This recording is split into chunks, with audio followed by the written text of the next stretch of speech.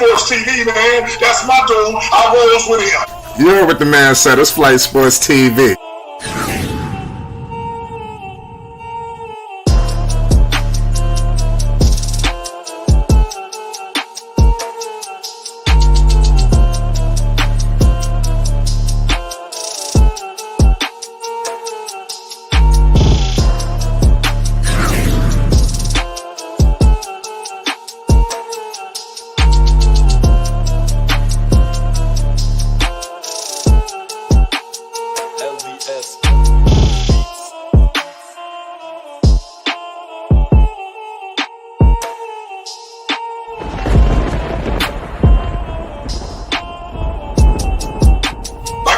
Flight Sports TV, that's where it's at. Flight Sports TV.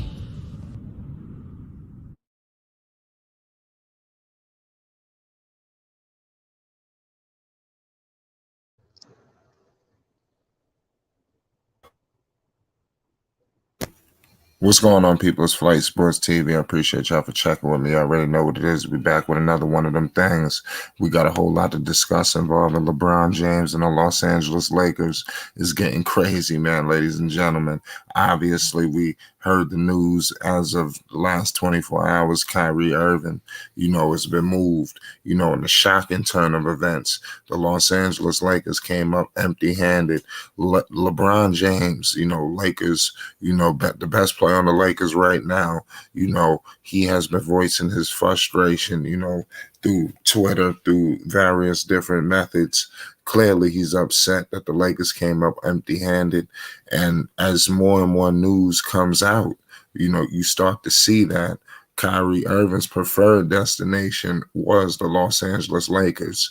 He's looking for a contract extension. There's no guarantee that he's going to re-sign with Dallas, so who knows? He could end up in LA when it's all said and done. But right now, we got to celebrate the Dallas Mavericks and them getting an impending superstar. Shout out Basil Carpenter Jr. with the $5 super chat. We appreciate you, man. Love and peace to everybody, man. Shout out Slim. Salute to everybody in the chat. We got a hell of a show and a lot to discuss tonight involving these two teams, these two legends, these two former teammates. It's Flight Sports. We got all access in the building. Dex, talk to the people. We live.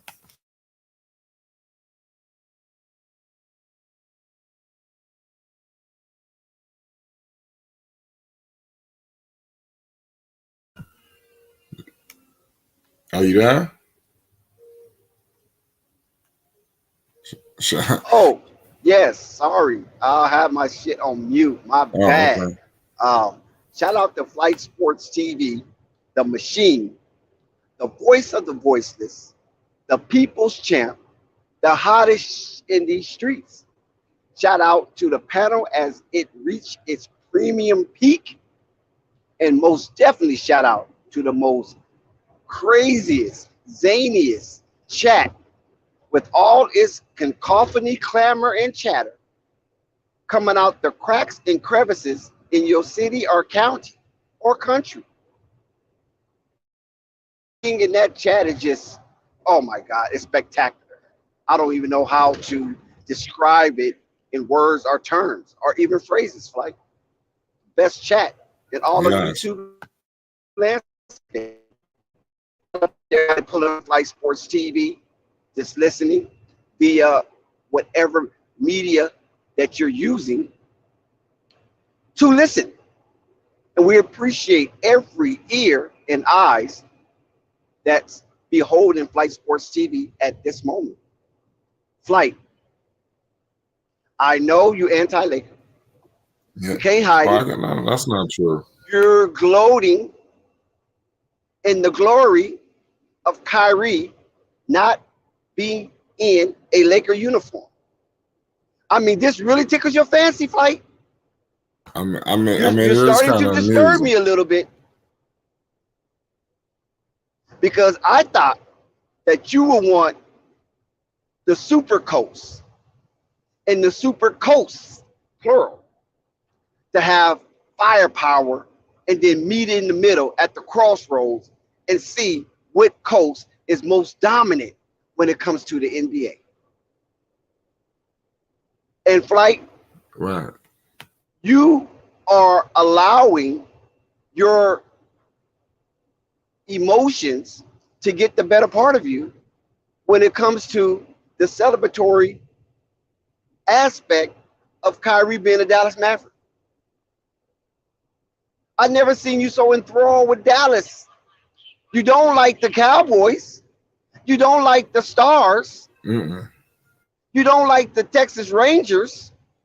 I mean, Flight, my goodness, for crying out loud, for peak's sake, slow down, bro. Slow down. Because you only invested in Kyrie because he's not a Laker. If Kyrie was a Laker, you'd be really sad. You'd be pissed off. You'd be devastated. And you'd be an emotional wreck. And you probably would be hesitant to stream. But since he's not a Laker, oh my God, you just be feeling your cojones. You're just high in the sky. I mean, sparkle just come from your eyes, Flight, and you can't even hide it. And I'm devastated. I mean, like I I'm said, it distraught. is kind of amusing. I'm distraught, Flight, because we always get what we seek as a Laker. And we're not getting that right now. And so the spoiled brat Laker fans who is so accustomed to allure the best of the best. And we know that Kyrie wanted to be in that purple and gold. I mean, oh my God, he was festive in thinking that that would be his ultimate. I mean, that would be his final destination this year. But somehow Dallas came in and swooned Joe Tsai, and Joe Tsai poked Kyrie in the eye by sending him to D-Town. No slight on D-Town. I'm associated with Dallas. But at the same time, I don't know if Kyrie is just thrilled to be in the blue and white. So, and Dallas used to be green and white. So we'll see how this unfolds, Flight. And You taking it way back when it was green and white. oh yeah, Derek Harper and Rolando Blackman. Uh-huh. The Mavs got some history. Roy Tarpley. The Mavs, you got to stop acting like I know they don't got Laker Was it history, but Roy they got Tarpley or history. Thurl Bailey? One of those. They got some history, but it ain't no Laker history, but it's something. Yep. Sam Donaldson. Who remember him? But Well, Kyrie could end up being a Laker, at the end of the season. I'm hearing that he's seeking a 3-year deal. That's why the Lakers do come into play. It's not over. Dallas is. Let's see how this thing works out. I mean, Dallas is one of the teams that could tolerate Kyrie's behavior. So by him going to Dallas, it's going to be tough to pry him out of Dallas, especially if Mark Cuban is ready to dig in his pockets and facilitate Kyrie wishes. So that's going to be a tough one because, like I said, Texas is a very conservative state, except for Austin, and San Antonio is kind of middle-ish. It's a grayish. It's great. I say that, but more than likely, even Houston is kind of conservative. It's kind of more conservative than people will give them credit for. It's a section of Houston that's very liberal, and boy, are they liberal, Flight. I'm talking about liberal as rivaling Atlanta, A-Town. Wow. In certain sections of Houston. A-Town, H-Town. Feel me? So I think Kyrie can manage in Texas. But I just think his ultimate destination is to be in La La Land. Because I believe that Kyrie, from what I hear, wants to expand his brand, and what better way to expand it by getting into the industry. And what industry, Flight? The movie industry. because the movie industry, to be honest with you, it has its decadence, you know. Uh, it has its slew of cesspoolness.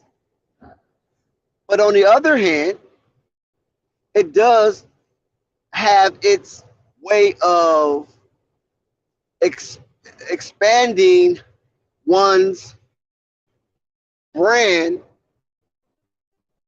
potentially globally. And a movie, especially if it's a hit, you can live for the rest of your life. It goes along with that. This thing could be a hit, You Dax. I know, think it's Max going to be. Smith. They're going to have to get some ancillary pieces, around them. But this going to be a hell of a team, man, a dynamic duo. When LeBron James came to the Western Conference, people said LeBron was going to mess with the West. This is Kyrie Irving's first trip to the Western Conference. Is he going to mess with the West, Dax? How's he going to fare out West? I mean, the West, to be honest, like Let me know if right if now. your connection is straight, but that's a hell of a question. And Oh, I'm can posing you to hear the me people now? in the chat too. Kyrie Irving is gonna mess with the Western Conference, man. I think like I said, your John Morant's of the world, they're in a world of trouble. Because you got a guy in Kyrie who could come in your building and just take over the whole house, the arena, everything, the crowd, just flip everything. And they got Luka Doncic behind them. Mic This check. gonna be a unbelievable dynamic duo. Shout out Twin. Those guys will be coming back. They've been around. They got a lot of things going on. Shout out Eric B all in the chat. Can you It's hear me gonna be an now? unbelievable situation Like, can you hear between, me? the Dallas Mavericks and what's gonna go on with the West. They're gonna do big things, man. LeBron James, they just didn't they got outgunned, man, and they didn't have the chips, necessary to pull this deal off. It would have been unbelievable. It was crazy because they were on the cusp. And I think you kind of do might want to put an investigation into it because you got Joe Tsai saying that the reports are saying he did not want to send him to the Los Angeles Lakers. I think that was kind of crazy. In fact, that something like that could occur where a man could just say, we just not moving Mic you check. to the Los Angeles Lakers. That's wild. But I mean, hopefully the Lakers figure this out, because they got to get to the playoffs by all means. And you got Dallas going to put a lot of pressure on them. You got all these teams bunched up. As good as the Lakers have been playing as of late, they still find themselves outside the picture. And that's a very troubling matter, in my humble opinion. What do you think about that, Dex? Yes, sir. Can you hear me now? Yeah. You there? Yeah, can you hear me? Yeah, I could. I couldn't hear you before. Oh, okay. The West is like a bowl of jambalaya, you know, um, and you just don't know what you're going to get because now that Golden State has become normal and teams are really not afraid of them anymore as they once was. So the West is up for grabs. It's called the Wild Wild West, and it's got back to that, where any team, it's like 1994 all over again. Once Michael Jordan retired, the whole league was just up for grabs, right? Who wanted it more? And that's what the West is. And to some degree, the East almost replicate that. The But the star power is West, I definitely believe, is out more west. deeper. Yeah, the Yeah. West is more deeper, where the East is just top heavy. So I just think that Kyrie coming in, shaking up some things, and it just put a lot of other teams on notice. And people's going to sit back and watch and see what Dallas do. They're going to watch and see how they trend and how they maintain and develop new habits, and do they still exercise bad habits? So will this free up Luka more? Can Luka play off ball? Do Kyrie Irving play off ball continuously, or do they mix it up? So it's just a lot of unsettled questions that the Dallas Mavericks have yet to address because these two have yet to put on the uniform at the same time and participate in the same game.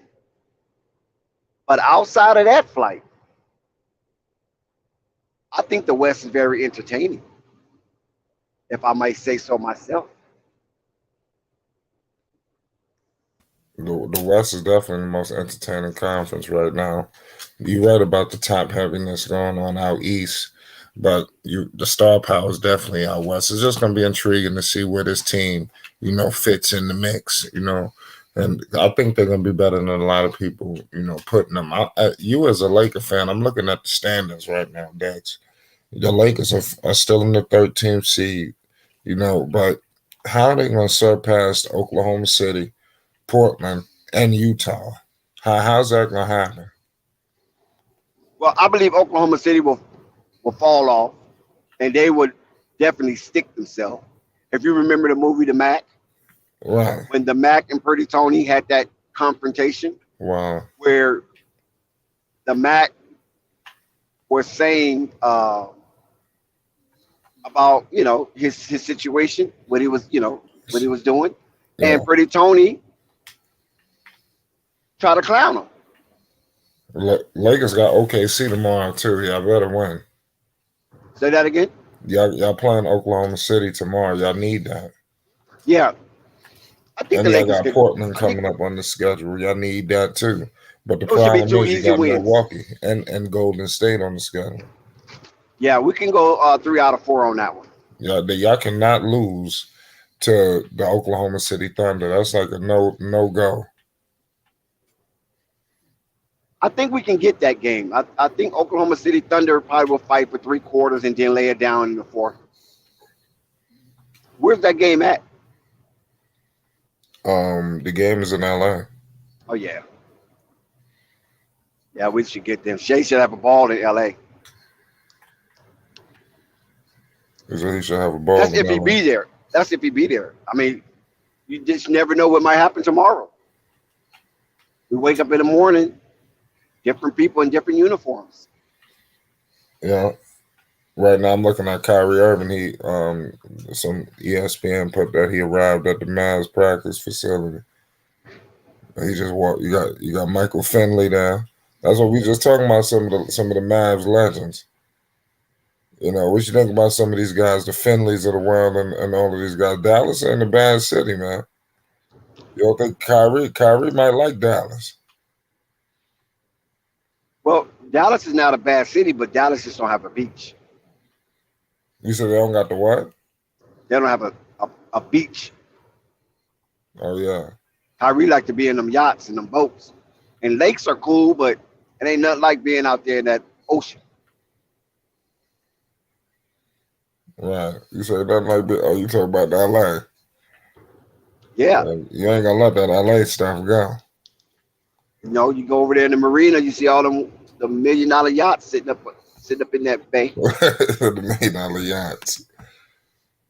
Kyrie Irving, man, they're gonna tear it up out there in Dallas, man. I'm telling you, the Lakers in trouble. I'm looking at your schedule, man. Dallas, They're in trouble, man. I'm concerned. But Dallas doesn't really affect the Lakers more so than some of the bottom teams.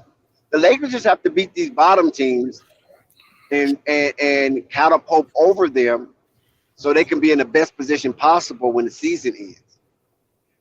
And I just think some of them teams like the Utahs of the world, the OKCs of the world, they're going to fall. I believe the Pelicans will pick it up, especially when Zion comes back. And they can reel off 10 straight. That's how potent that team could be when Zion comes back. Now,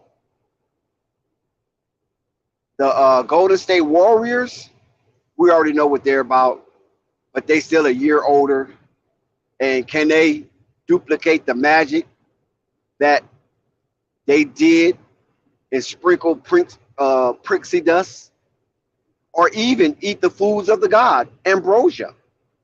Can they do that? Can Draymond Green take a piece of the ambrosia pie and be Black Superman for the Golden State Warriors? Or is it over for Golden State Warriors? Is Jordan Poole an overpaid one-hit wonder? Can Klay Thompson get it together in time? We already know that Curry is so far ahead of everybody when it comes to shooting. But can Curry duplicate the amazement that he did in 2022? I don't know. I know that Curry is one of the all-time greats, but can he duplicate it at this stage in age in his career?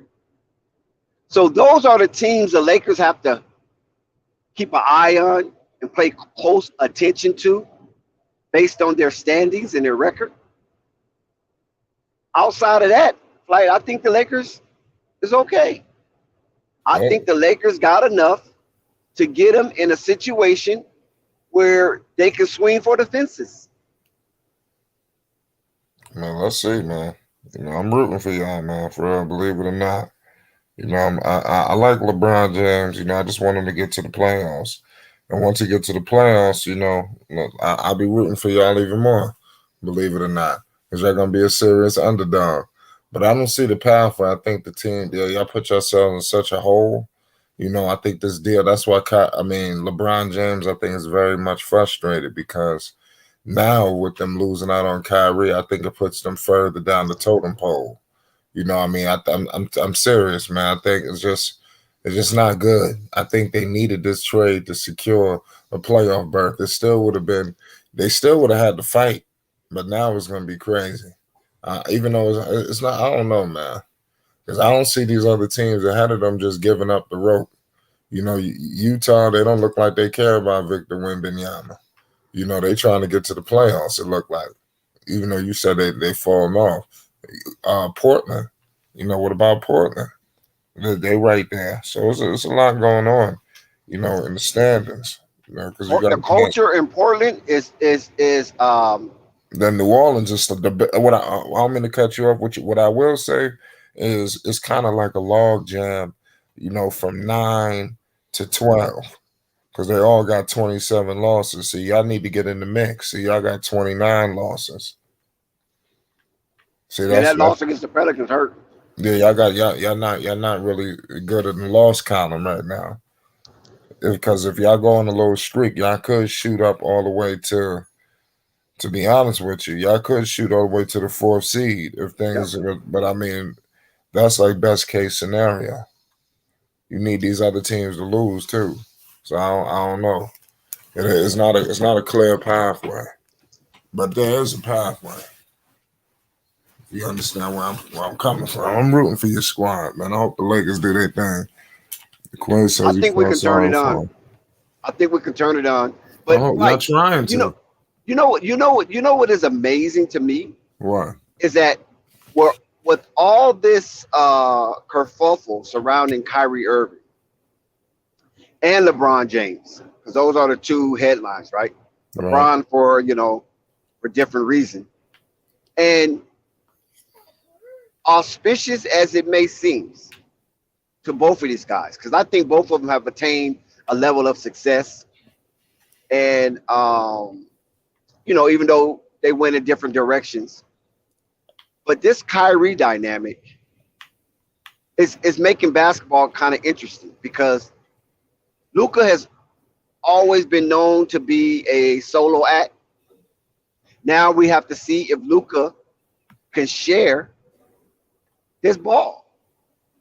Because we know growing up as kids, there's always that one kid that have all the equipment and he used as his leverage to get picked to play. Now Luka, will he be that rotten, spoiled kid that don't want to share and treat Kyrie like he treated Chris Porzingis? Or Did Luka learn a valuable lesson that he can't do it all by himself? And prior, he lost Jalen Brunson. Or recently, he lost Jalen Brunson. We know Kyrie's a much better player than Jalen Brunson. He's a much better player than Spencer Dinwiddie. But Kyrie comes with his own bag of emotions. Who's going to facilitate that? Can a young foreigner by the name of Luka Doncic tolerate things or the whirlpool of emotions that Kyrie will hurl at you? Because Kyrie like to test people's intellect, you know. Right. And Kyrie will purposely lay out a maze or a labyrinth to see if you can navigate through it. You're going to put him in trouble, I say. We're going to see. We're going to see if he stay well behaved and finish out the season strong. I think they'll finish out strong, man. Man, they definitely going to the playoffs. And they're going to be a problem for whoever they face. Like I said, I'm looking at the standards, man. The West, okay. Right now, they'll face the Kings. They're going to beat the Kings. You know, that's why I said it's looking crazy. Dallas could do something. The crazy part about the West is the first round matchup is going to be deadly. You're going to have good teams going against good teams. But that's going to change, though, because things going to get shuffled around. I know. If it started today, I understand where you're getting at. But it's going to be a log jam to the end. Especially in the West. I'm pretty sure these teams are going to stay bunched up for a while. Unless somebody just take off. Beating up on each other. It's crazy that the Kings is kind of comfortable right there, you know, in the third seed. So you got like I said, from the fourth to the. Can you imagine really that Sacramento Kings third seed? The Sacramento Kings is third. That's crazy. That's what I'm saying. Whoever and they got clobbered last night. Pelicans put a good whooping on them boys. Yeah, and if they keep rolling, shoot, they can get the second seed, which is good because if one of these top teams face the Kings, they can beat the Kings. You know, the Kings, they're just having a good season. Once they get in the playoffs, it's going to be trouble. Yeah. They're going to run into a world of trouble, especially if they face Golden State or New Orleans, or it's going to be a problem. Mm-hmm. Portland, like, oh, no, this is a bad matchup. You got Dame. You think Portland's going to make it? They got a shot. They all bunched up with Oklahoma City. You know, they're ahead of y'all. You know, yeah. They had a jump start. Remember that they had a jump start. We was 0-8 start the season. Right. What I will say is the Lakers is the last team to have a shot. You know, because after them is the Spurs and the Rockets, and they way under y'all. So you gotta say y'all the last team that's still competing for a playoff berth.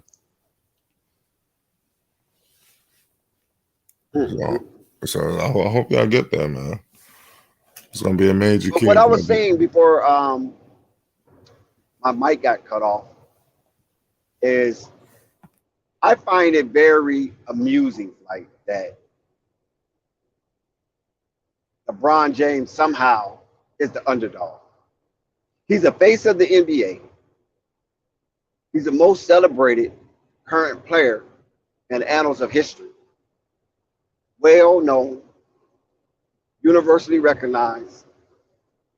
But somehow, LeBron James put himself at the mercy of public opinion by being the underdog. LeBron James went from bad guy, he went from good guy to bad guy to let's think about forgiving him guy to now let's cheer for the guy because he's the underdog. I mean, those are a whirlwind of emotions that he has invoked and provoked. on the NBA fans. And when you scour through the landscape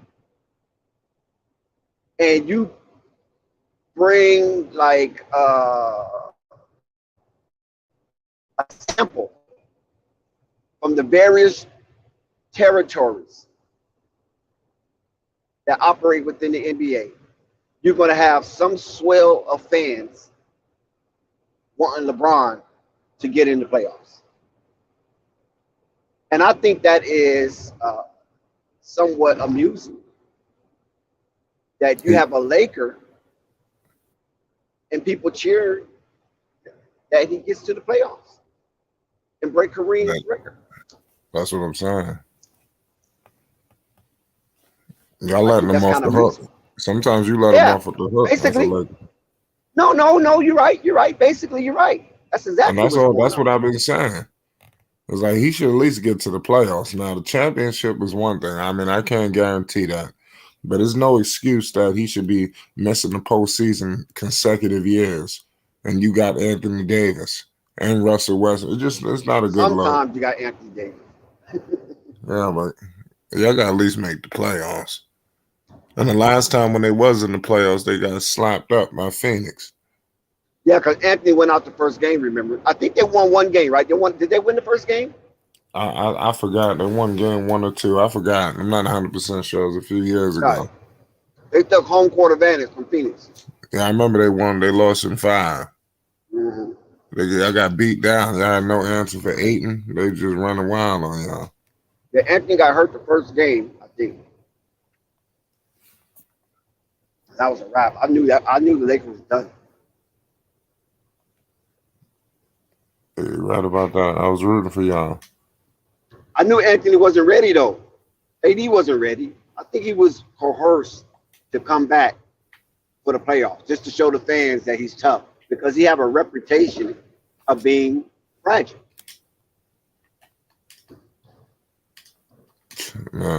Anthony Davis, man, he got to get stronger. He definitely got to stay on the floor. You know, and, I mean, I like the way he's been playing, though. You know, he's definitely playing more in the paint. Seemed like some of the Laker legends had a conversation with him because he spent a lot more time around the basket than he's ever did with the Lakers. He was just shooting too many threes. He still shoots the 3-ball, but I see him operating in the paint like he want to control that. So I think if he could continue to do that y'all should make it. It's just y'all put yourselves in such a hole. You know, y'all start the season just fumbling the bag, and then now y'all fighting from behind. It's like it's going to be an uphill battle to the end. Yeah, if y'all don't go on the streak, y'all going to be in this situation to close the season. Y'all need to go on at least a 5-game winning streak, but the problem is you got these other teams still winning too. You know, so it's just... it's a mess what the Lakers have found themselves in. I hope for the best. This is crazy. I mean, Darvin Ham is doing the best he can. They just found themselves in a world of trouble. Man, Kyrie Irving would have sealed it, man. That was going to be the domino. And y'all almost got him for the cheap. And that was his preferred destination. That's crazy. Well, Joe Tsai, like I said, he stuck his finger in Kyrie's eye. Like, you're not going where you want to go after you destroy my freaking organization with all this up and down, herky-jerky, in and out, fickle mindset. You want to do what you want to do. Why I pay all the bills? No, that's not happening. So send him to Dallas, which is not a bad thing. You know what I mean? It's not a bad thing. And then like he went to the Rockets. Yeah. The Rockets were able to do nothing, man. That would have been I would have showed up. Yeah, that would have been fun if they would have traded him to Houston. He wouldn't have showed up. Yeah, he wouldn't have showed up. Yeah, they did. Y'all play without me. I'm a John Wall this right here. Yeah, I want to know why they don't do stuff like that. Maybe because the player probably wouldn't show up, like you said. Because it seemed like they tell him. No, they they could do have got tell more him that. assets from Houston. Yeah, they tell him. They said, "Nah, don't trade me. Don't trade for me." Yeah, I'm not resigning. Their representative would say that. Yeah, their representative would tell them that. Yeah, say, listen, we're not resigning. It's gonna be a rental. Trade up all your pieces. We're 100% leaving. You're gonna have to do it. Look what Toronto did. Some teams just swing for the fences. But that's Kawhi Leonard. That's a whole different situation. And Kawhi went into a very comfortable situation. I understand. Should you put Kyrie Irving on the right team, he can have an impact similar to that. Yep, I don't know if it's Dallas, but if you put him on, one of these teams, let's say you put him on Denver. I think they go to the finals. They finally break through because they've been having a lot of trouble, especially in the clutch. Jokic fumbles the bag. All these dudes be acting like they don't know what to do. Kyrie Irving know exactly what to do. Denver should have got in the mix. That would have been perfect. Him with Jokic. Jokic and Gordon. Now you're talking about going to the finals and then putting pressure on whoever the hell is there. Yeah, that would have been crazy. That's why I want to see how Kyrie play out west, man. That's going to be the most entertaining part of it. And he should be playing on Wednesday, ladies and gentlemen. So make sure y'all buckle up for the Dallas, Mavericks, man, picking up action. Right now, they up 6 points right now to the Utah Jazz. So Kyrie, he should be debuting against the Los Angeles Clippers. And Markieff Morris came over in that deal too. It was another guy with Kyrie. What's up with Markieff? Y'all almost got him again too. We don't need him no more. Yeah, he was solid for you. Didn't they go to the playoffs with that? Yeah. That's why I say you gotta keep some people, man. You gotta let go of Dwight. You gotta let go of all the people who was helping. Yeah. Well, I mean, Dwight, he was only good for those. He would have been good for those 2 years. And I definitely blame Rob Pelinka for breaking up that championship team. They're supposed to run it back automatically, and you reward. See, Rob Pelinka, this is why he's shitty. Because if you win a championship, right? When the last time Lakers won a championship? So they win a championship in the Mickey Mouse era, and you don't reward the hard work coming from or stemming from that arduous journey, even though they did have a significant break in between.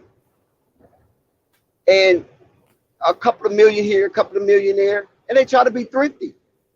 And that's what you get. When you be thrifty and allow that window of opportunity to close right before your eyes, then this is what you get.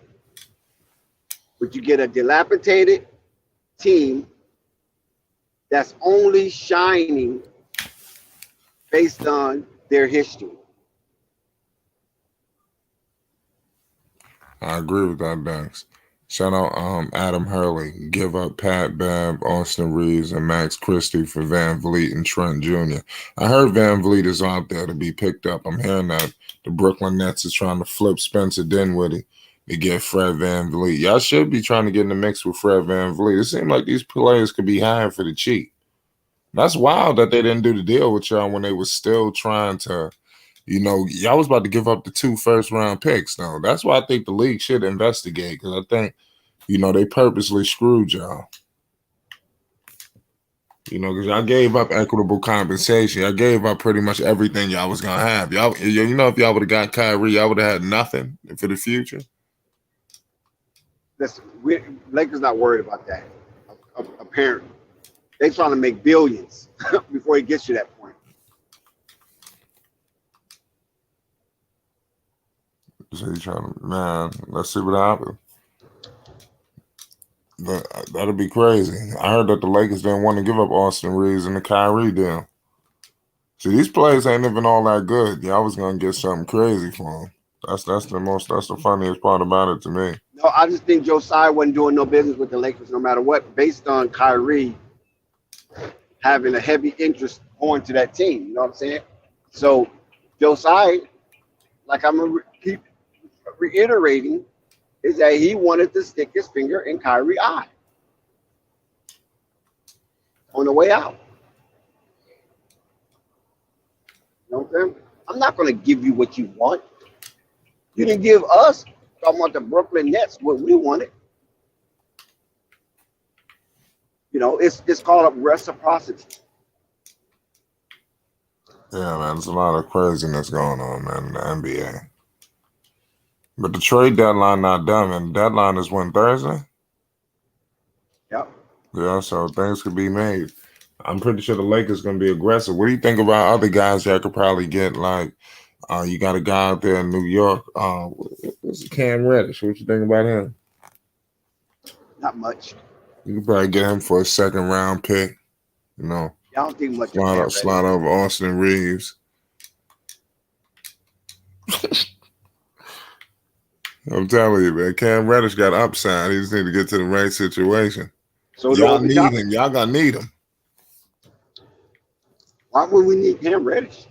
Listen, y'all need all the help y'all can get. Y'all need a hungry dude that's gonna come in there and play. That's what how we need. know how do we really know he's hungry? He's hungry. Says who? Man, trust me, he's hungry. This dude getting done. Exactly. Says who? If he's that hungry, then why? That's what I'm saying. If he's that hungry, how come Thibodeau won't give him a shot? Well, Thibodeau got a certain level of defense. I won't. Somebody said Reddish. Nah, shout out Isaiah Kyrie. I ain't saying he's the best in the world. I'm just thinking, y'all could probably get him for the cheap. Y'all need some, some fresh young bodies in there. We need winners. We need people with winning mentality. I don't know if Cam Reddish have that type of winning mentality to insert himself in LA like that. He played in Atlanta. They did good in Atlanta. Did he? Atlanta didn't want him. New York don't want him. He played good in Atlanta. Did he? Yeah. Atlanta didn't want him. New York don't want him. I don't know. They got him for cheap for Kevin Knox. We got Quiz in the building. And Marquez was good. What's good, Flight? What's good, Flight? What's good, man? What's your thoughts on this conversation, man? We're discussing a whole lot of LeBron James, man. He found himself in a world of trouble, man. And obviously the Kyrie situation. Quiz, I know you've been listening. What's your thoughts on this conversation? Don't we get tired of trying to figure out how to fix the fucking Lakers? What we trying? Y'all try, man. We gonna keep on trying. We gonna try. We gonna figure it out. They could bring Cam Reddish. They could bring whoever, man. Kyrie was gonna fit. That would have figured everything out. Hey, man, nah, it wouldn't have. It's the Lakers. It's the Lakers. They would have got to the playoffs if nothing else. The Lakers ain't going to no playoffs, man. I wish them the best. I wish them the best. No, I don't feel sorry for. I don't feel sorry for Lakers. I don't feel sorry for LeBron. I mean, this is what happens when a person hasn't now. I understand trying to trade for AD. My bad. I understand trying to trade for AD and stuff, right? But come on, LeBron. AD was going to come to Los Angeles regardless. You traded away your young core simply off the fact because you don't like the youngins. That's a you issue, LeBron James. This Lakers team traded their whole future array for a bubble championship. That's not going to mean shit in the next 11 years. Marquez, ain't we already had? How many times we had this conversation? But I'm saying, this is insane that the Lakers. This is Stockholm syndrome. This is the epitome of Stockholm syndrome. Here, my thing is this. This is how I really feel. How many players does LeBron really need to win? True. Give me a fucking break. Every time we turn around, if we can get this person, remember, Malik Monk is going to be the answer. No, it's Austin Reeves. Oh, no, Russell Westbrook. Come on, man. Come on. At some point, we just got to be like, at least at some point, we got to be real. But I'll talk about something that nobody talks about. The thing I like about the Nets, and that's definitely not my favorite team. Don't root for them. But I've noticed in the past years, especially when the pandemic came around, right? Like when they went through the pandemic, they had to play these crazy lineups. They had to play all these dudes that nobody knows. Cam Thomas played great. The other dude, he dropped 40 points. He dropped 47 again. Right. When you let these dudes play, they can actually play. It's like y'all are holding up progress. And the Nets, forget about the old timers on the Nets. I just was watching my man Nick Claxton, right? He's excited about Dinwiddie coming back. You know why? Because he played with him before. And his production with Dinwiddie was up. And he knows When he's getting Kyrie a rock came and when dropped. Dinwiddie's there. Plus, Dinwiddie plays defense. Plus, what you call it also plays defense. And I'm gonna be honest with you, Nick Claxton has real potential in the NBA. The only issue he had really was being undersized, but Nick Claxton plays hard. And I want you to notice something about the Nets. The Nets, when KD or Kyrie or any of them dudes aren't there, the Nets actually play hard. They got young dudes who play hard on that team. If I'm KD may need to reconsider it, because like what I'm saying is, how many players do you really need? Let's be real, right? How about you build your own legacy instead of trying to jump on all of these half built legacies from other players? You know what I mean? Like, you can build your own legacy now. What's wrong with that? What's the problem with that? Cam Reddish just dropped 40 points. He damn near dropped 50 tonight. Against who? In a New York jersey, mind you. That was against the Clippers, a team that plays defense. Not only him, the other dude, what's my other man's name? Ed Kinsler or something like that. Yeah, Kinsler went off too. But if you Yeah, know, and he went off the other night too. He dropped 20 last night. He dropped 23 tonight. but if you notice, Cam Thomas has always been a proven scorer. He's been doing this ever since summer league. Listen, but this is him Now and the other that guy's dude. been growing. He's been doing good. Listen, him Yeah, and the other dude. he was a summer league MVP. Remember? Right. Right. But the problem that those young players have is that they can't get on the freaking court. Yeah, but that guy could be a future. You know, I don't want to say he could be an all-star, but he could be maybe that secondary option out there. He got potential. Is that? Let me share something with you. If they trade KD and you let these young players, there's no telling what those guys could be. This dude clearly can score, and he's not the only person on their team who's been able to play. He's not the only dude in that team who can score. KD can get. Listen, if KD was interested in building his own legacy, he's still the greatest player on the planet. Nobody's saying somebody's going to surpass him. But get your team to galvanize around you. You have players over there. If you choose to say, hey, you know something, I'm going to stand 10 toes down and actually try to build a legacy of my own. Right. You can do it. I'm going to share with you the reason why this is important. And nobody's saying it, so I'm going to say it, right? When you want to win a championship, right? It's not just, hey, my superstar player. I'll remind you of that Golden State Warriors team that went to the finals. Remember, Andre Iguodala won an MVP of the finals with that team. Not freaking, listen, he would play on the same team with Clay and Steph and Draymond, and Iguodala got an MVP. Am I lying? You need some people who are invested in taking the journey. There's nothing wrong with building and developing your homegrown talent. And the one thing I will give the Nets, and I found out some information about Joe Tsai, probably one of the reasons why Kyrie decided that he wanted to trade immediately. But I'll get into that probably later. I'll probably get onto that with Zen on our Stay Lethal podcast. But check it out. The thing about the Nets that I can tell you is if you've taken a look from before they got Kyrie and KD, the Nets have found some players some nobody knows about that can actually play. Think about it. Jared Allen played right next to Nick Claxton. Am I lying, Marquez? You're not. And Jared Allen, you tell me that they I already knew they was making a mistake getting rid of that guy. They had him. They had my man Caris LeVert. Anybody here think Caris LeVert can't play? He could play. No. Well, I like Caris LeVert. Caris LeVert could play. They had Dinwiddie. Dinwiddie could play. Dinwiddie plays much better deep. They're looking to move Dinwiddie. Oh, I know. I heard the rumors, but you know, I'm always believe. You know, I'll believe it when it happens. They're talking to Toronto, though. You're right about that. Right. That's definitely happening. And shout out to Jared Allen because he did something. Like, people gotta understand that when these players are traded, you don't understand. They just think, oh, these are just young players. These young players are actually good. Like last night, I was watching the Cavaliers game, right? Right, Quiz? And like, it was against the Pacers. I've never seen a big man that big do a Statue of Liberty dunk. Not nobody his size. Yep. Because the Statue of Liberty dunk is very hard to do. So him able to do that at that size, it shows he got a lot more talent than what people are giving him credit for. Are you saying it's that hard to do because the Giannis do it all the time? No, I'm saying that's hard to. You see. Here we go. He's mad because I'm on a winning I'm streak and watching his you, team's at the toxic. bottom. But it's I'm okay. watching you, toxic. I mean, you can watch all you want to. I'm used to it. I'm just saying, give the young boys some credit too. I mean, if you had a Jared Allen right now, you might have some more wins. But that's just me just talking. Whatever. But this kid, Jared Allen, Karis LeVert is good. And Cam Thomas, mind you, I thought that Cam Thomas dropping 41 to 47 tonight, right?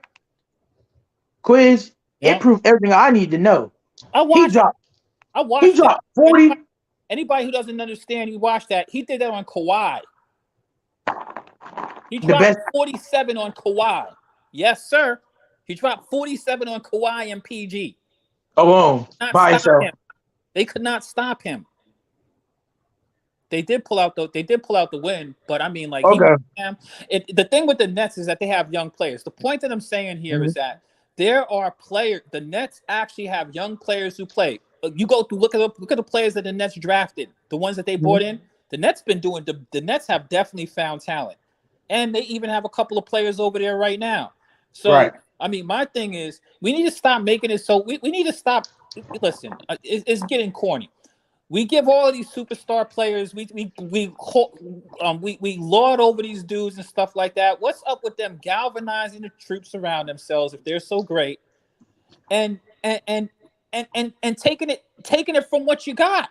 Why do we have to have so much? There's tons of talent all across the NBA, especially with you. You're gonna need some dudes who can actually play. And I got news for you.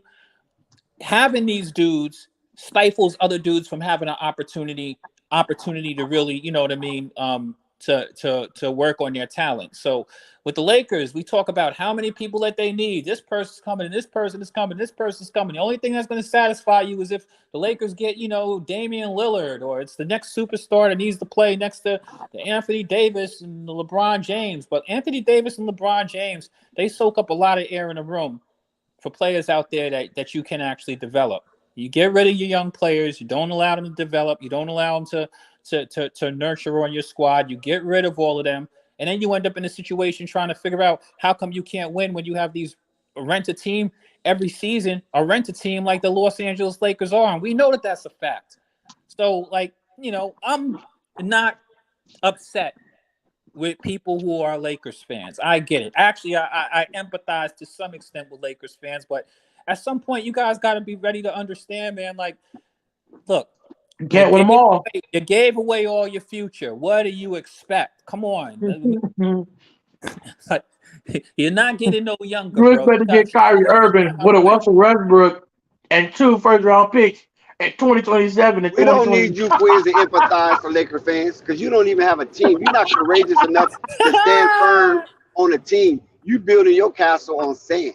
Dex, you're so jilted. You don't even want to talk about the facts. You just want to, let me get that quiz. Yeah, I'm gonna let me figure out how because I can poke you in the eye. You try to make it seem like we just pathetic right now. I empathize with you, Laker fans.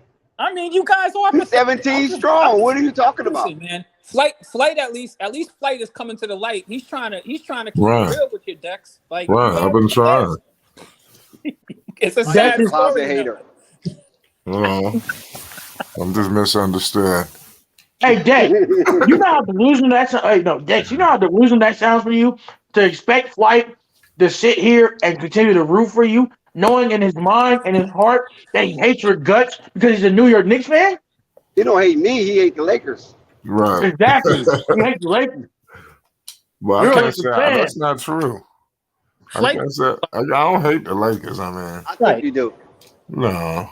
I mean, listen. It's fun to mess with the Lakers, man. That's all. I think you gotta hate LeBron because he stole Rookie of the Year from your boy Carmelo. And you never forgave him. Oh, I never looked at LeBron the same ever since he left Cleveland when I was younger. Like I said, I was a real Cavaliers fan. So when he left Cleveland, I never really looked at him the same. Even when he went back, and it never was it for me. No, he never recovered. But again, Flight, we gotta keep asking this question, Quiz. And I don't like all the antics. How many damn superstars, all-stars, champions does he need? I gotta ask that question. Right. Do The we have to get complaining, Kareem the out of whining. retirement to do the sky hook so that you can win? Yeah. I have to ask that question. Now, I mean, I Just just so thought that. Go ahead, Dex. I don't have anything to say with that. no, You know, I'm watching a commercial just came on about annuities and retirement plans. Hint, hint. Well, Quiz, he addressed it too, so Nah, man. apparently he Listen, wanted you to take the mantle. it's all good. It's all good. Hey, man. Here's the thing, man. I'm not gonna be talking greasy about. We're on LeBron James, all-time scoring champion watch. Mm-hmm. So you're gonna hear me say a bunch of nice things about LeBron very shortly, Dex. So you're Mm-hmm. gonna hear me. You're gonna hear me. I don't believe you. We need more people. No, I'm gonna give him his flowers. He deserves it, man. This only comes around once. I mean, shoot. Who else you seen break a scoring title? Well, who else I see? Yeah, I the see all Kareem. scoring title, right? Yeah, Kareem. That was it. You're a bit older than me. I didn't see when Kareem broke the all Mm-hmm. Yep. scoring title. Or maybe I did. Maybe I did when I was a little kid or something like that. Because I remember my dad used to always. I remember I used to tease Kareem because he walked around like the old dude. I didn't know much about back then, so I probably did see it. But you know, in my formulative years, Yeah, that was a fantastic game. Well, these two Lakers done it. I mean, Wilt had it. Then Kareem took it, and now LeBron's gonna have it. So all three Lakers. Now I remember when Karl Nah, Malone became second. That was nah, big. nah. I remember when Karl Malone became second on an all-time scoring list. Mm-hmm. You know, don't outright remember Kareem, but we know that he did. And this is amazing. I mean, look at this. It's like 30-something years Malone later. was a Laker. Yeah, he was. You're absolutely right. When they put together Karl Malone with Gary Payton, they tried to put together that super team. Didn't really work out for them, but they did Nah, that was horrible. But at least they got to the playoffs, though. Give them that much. I got to the championship. I mean, Yeah, right about finals. it. They did get to the championship. Kobe was having some issues, and Shaq was having some issues, and they just collapsed. They won the first game and didn't win another. Mm-hmm. And they won the first game on Kobe heroics, or else they would have got swept. Yup. So what do we see happen? What do we see happening right now? This is going to be interesting. This trade deadline is coming up. I'm hearing a lot of talk. In fact, I like the quote that I heard from Chris Paul. They were talking to him about his name circulating in trade rumors and stuff like that. And he says, you be a professional, man. This stuff happens. It's out of everybody. Maybe this is the time Chris Paul become a Laker. What do you think?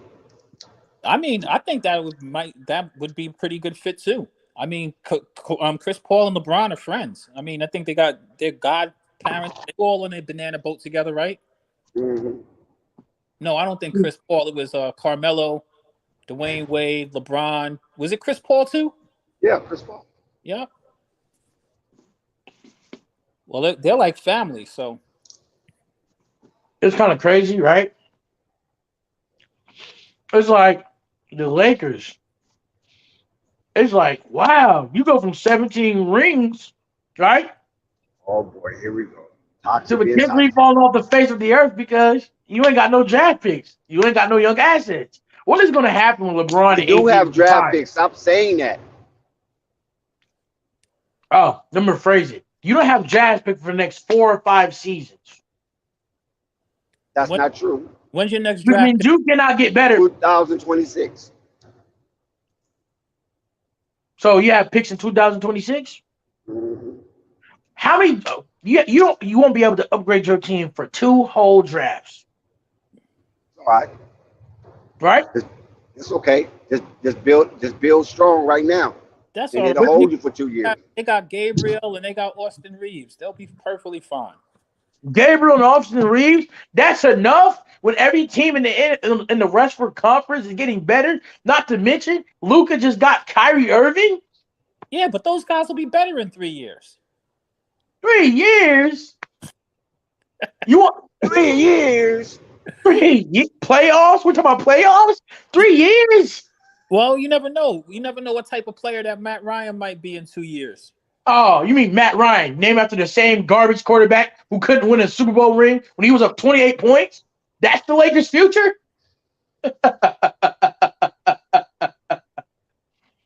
Well, I mean, it can't be Pat Beverly, right? How long do they have Pat Beverly for? Who knows? Who cares? It's the problem when you expect Pat Beverly to make back-to-back. You expect Pat Beverly and his career now to be a good shooter. That is laughable, though. Well, I You mean, expect Russell Westbrook to become a good shooter and still play triple-dub Russ. you know the funny thing is, as much as people talk about Russell Westbrook's turnovers, which he does have a lot, LeBron is right there with him. And I just got finished looking at the list. LeBron is the all-time leader. Exactly, but I was just looking at the list of the turnover leaders, and you'd be surprised. A lot of people that you guys got over are on that list, way above Russell Westbrook. True. LeBron is number one. Well, LeBron is all time, but he's not. Oh, he's all time. That gives him an excuse to turn the ball over. Where's your mic went out? Where's your mic went out? Dex, you Lakers fans are just so delusional. Sorry about that, fellas. You can hear me now? Yeah, We're must have been a good. call, huh? Guess who's number one on the list? Who? Take a Your guess. favorite? I bet you it's Giannis. Nope. He's on there, though. No, Yeah, he told you number one on the list. Trae Young is number one on the list. Of course. What do we expect about that? He's 5 I foot mean, 5. everybody complained about, oh, Derry Russell's a turnover. Trey's a turnover, and you know what? Hey, they're happy. They're only doing that because LeBron is way much higher than Russ, but because they're trying to make Russell Westbrook the scapegoat. They'll never admit that the number one, their guy, the superstar, the man who won the championship in LA. No, hold up. Change that narrative. Not only that, not only that. Yeah, because Russell Westbrook, you see what he does. Exactly. He does it in crucial situations. I mean, look at that time he turned the freaking ball over. But LeBron does it in the same situations. No, LeBron does it too. That's a fact too. But Come on, you can't do this. If you give it smoke for Westbrook, give it smoke for LA Bron. That's all I'm asking. Keep the same energy. So you know that everything doesn't equal out the same. You know that, LeBron, I mean, you can't. I remember one time in the NBA Finals, LeBron turned the ball over like 3 straight times. Do you remember the time, Dex, with LeBron? But they did win that game though. Dex, do you remember the time with LeBron? He threw the ball off. He was throwing an inbound pass, and he threw the ball off of the back of the back of the rim. That was one of the most I saw in my life. I was like, my goodness, bro. Get your head in the game, bro. Quiz. As much as I love LeBron, listen to me. LeBron, please. You get this Kareem record, and you ride off into the sunset. Stop screwing over the Lakers because you want to win a championship now. If you want to play with Bronny, you goofy, and you want to play with Bronny in LA, maybe don't trade away 2 years worth of draft picks. I mean, I'm cool with LeBron wanting to win. Make room for his son. I mean, he's an old man. Plus, you know what I mean? He's at the time where, you just want to put a little something extra on your legacy. But I mean, I just think that, him with this over-the-table tampering nonsense that he be doing. They're like, read the rules of tampering, LeBron. Stop sending crazy tweets and stop crying about how, I had this guy who was coming to our team. He was still signed to a team. You ain't supposed to. Come on, Bron. Quiz. When the Anthony Bennett rumor came out with Kevin Love, he made a tweet on Twitter with emoji saying as if he agreed with it. Come on, man. LeBron has been in people. Listen. He was tampering with Lonzo when he was still in Cleveland in 2018 to let him know he's coming to LA. That's tampering. Tampering only applies to everybody but LeBron. But No, I don't know the how New that's York Knicks. tampering. The when you It do Knicks is that had to Gary players. tampering. Go Brunson. read the definition of tampering, Dex. You know what tampering is, right? Yeah, but Hey, he said It's LeBron textbook tampered. definition of tampering. Go ahead. He said LeBron tampered when he was whispering in Lonzo's ear. But LeBron came yes. over as a free agent. It wasn't anything involved. He just came by himself. He walked over to LA. Stop, bitch. You mean to tell me that none of these NBA players do not be talking to nobody, teaming up? We knew for a fact that LeBron was going to want to trade them young boys in his first season in LA, and it didn't work out for him. He had to trade him the second season, which means as long as LeBron James is tampering, LeBron's going to tamper to get what he wants. I So I don't think, asked you the question: but No, I'm not Marquez, how saying much LeBron that don't might not tamper. superstars I'm be not do you saying that. need? I know Marquez. That LeBron just might tampered. not. That I'm just using that Marquez. situation with That Lonzo. Marquez. That's not the strongest example. That's what Dex is getting at. Like Well, we fine. know Well, let me give he you some more does for examples sure. of LeBron's epic tampering, if you will. Well, meeting with DeMar DeRozan and Russell Westbrook at his house. Worse. That's not even that. I mean, Nah, that's a that's rumor. bad. That's bad. I mean, Not bad. or worse, him going down to Miami or being seen in Miami with Dwayne Wade and Chris Bosh, not even a day before he was going to make his decision on national television. Oh, come on, that's tampering. That's tampering in people's faces. That's tampering. The Heat should have been stripped of draft picks for that. The Knicks got stripped of draft picks for Jalen Brunson. Okay, the Bucks got stripped for even talking to what's the dude's name? Not McDermott. It's gonna come back to me. What's his name? What's his name? Oh, Joe Ingles. They got in trouble for tampering for that. My saying is, damn. How much longer does LeBron need people to carry him to a ring? How much longer, Dex? Aren't you tired? Talking about the Milwaukee Bucks? No, I'm talking about the Lakers. How much longer does your No, you big said number Joe one Ingles. superstar? No, I said Joe Ingles Yeah, as a that's what I'm saying. tamper. Who Right. who In the tampered with Milwaukee Joe Bucks, they Ingles? tampered to try to get Joe Ingles, and they lost the second round No, draft pick. it wasn't Joe Ingles. It wasn't Joe Ingles. It was Then who was it? Bogdanovich. Remember? It was. Thank you for reminding me. Bogdanovich. We still got hassled for that, right? Why is LeBron able to go on Twitter and say who he wants, and then miraculously when they come in the year, he acts like he has no reason or he has no part of it. They just came on their own reconnaissance. You've been grooming these people for months. Yeah, And they, then they, and then now you groom Westbrook and he's not working out for you. You want us to feel sorry for you when you took Westbrook to his house and DeMar DeRozan? Yo, we got Zen Master. What's good, Zen? I didn't playing that in the background. Yo, some Yo, music in the background. mute it. He's at the game. he's at the Portland game. Yeah, that's right. Here we go. Yeah, Yeah, yeah. and we're up by 10. We hear you. You got the music going in the background. Well, he's at the I stadium. think Probably. he's at the stadium. Arena. He's at the Portland game. So Oh yeah, it's looking good over there yeah, Giannis. That's right. to the fullest. Right, and Giannis is beating them boys up by 10.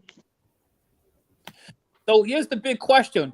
Tomorrow we have the Lakers playing against who they playing against again? Flight. They got KC. yeah, OKC. big KC. good game. Playoff ramifications. Who here thinks that LeBron, It's true. who here thinks that LeBron gets that scoring title tomorrow? He's 36 points away. That's a big game. It ain't gonna happen. Oklahoma City gonna hold them. No, here's how the script is gonna play. LeBron We gonna play the all the Lakers. people who bought them tickets. That's what he's gonna do. Right, worse. We played the Lakers. We play the Lakers, right? We play the Lakers Thursday. And it would be just ironic that LeBron would wait to come into a place where Kareem has played to break Kareem's record. Oh, LeBron's next two games are both road games. Yes, and one of them is in Milwaukee. Mm. Well, the NBA did that strategically, so he ain't gonna pass it. Now he gonna pass it in Milwaukee. You're gonna pass in Milwaukee. That's Yeah. funny how the NBA they haven't even said that. They got everybody eyes and attention on tomorrow's game. But listen, that'd be dope though. Anyway, You're right, but guess what? He can have that record, and we're gonna kick it. And we're gonna push his face in. That's right. That's right. yeah, We're on a win streak. We're gonna push his face in. We're gonna I dog walk these Trailblazers tonight, and we're gonna dog walk the Lakers on Thursday. I didn't think that deeply into it, but Anthony Davis is back now, and they're trying to get him implemented and stuff. I don't think LeBron will have. I don't think he'll have a 36-point game tomorrow, but I did think he was going to win it the game after that, and just the fact that it's going to be in Milwaukee, that's going to be super special. I wonder if Kareem will be in the building. Hell no. Hell no, nope. Wall Sender. Why not? Mm-mm. Why would he be there? I mean, he played for Milwaukee. He's in the rafters in Milwaukee, just That'd like be fun. That'd be fun if their brother man asked him, "What's your thoughts on LeBron James?" He just started just talking crazy. You know, Kareem, he done said some things in the past. This is two teams Kareem has been on, the Lakers and the Bucks. And as much LeBron, you can have this record. Guess what? Giannis is only going to drop 40 on your head. I want him to. In front of Kareem. To prove a point. He's the best player in the league. All these basketball players have their own different perspective. I listen to former professional basketball players say things that I'm shocked all of the time, including my boy Gilbert Arenas. So, all of these dudes have their own opinions. You know, Kareem is an OG, so he sees things probably a little bit different, but I don't think there's any animosity between him and LeBron or whatever. You know, you pass the torch gracefully. I mean, records are meant to be broken. You know, it's going to happen sooner or later. I think it's going to be a great moment, though, with LeBron actually gets that scoring title, especially in Milwaukee, being that, you know, Kareem played there. Kareem actually has a jersey retired in the rafters, in the rafters there. So, I mean, I would think that the NBA would at least want him to be there if that's the case, and they'll probably invite him out. So I wouldn't be surprised if he's there, whether he shows his face on the court or not. But and plus, Kareem is an old dude, so they ain't even no telling. He might not even be in condition to go out there. You know, them tall people, they have leg and joint issues when they get into their 70s and stuff. Right about that. I mean, so we're gonna find out. LeBron been racking till the wheels fall off. I gotta give him that.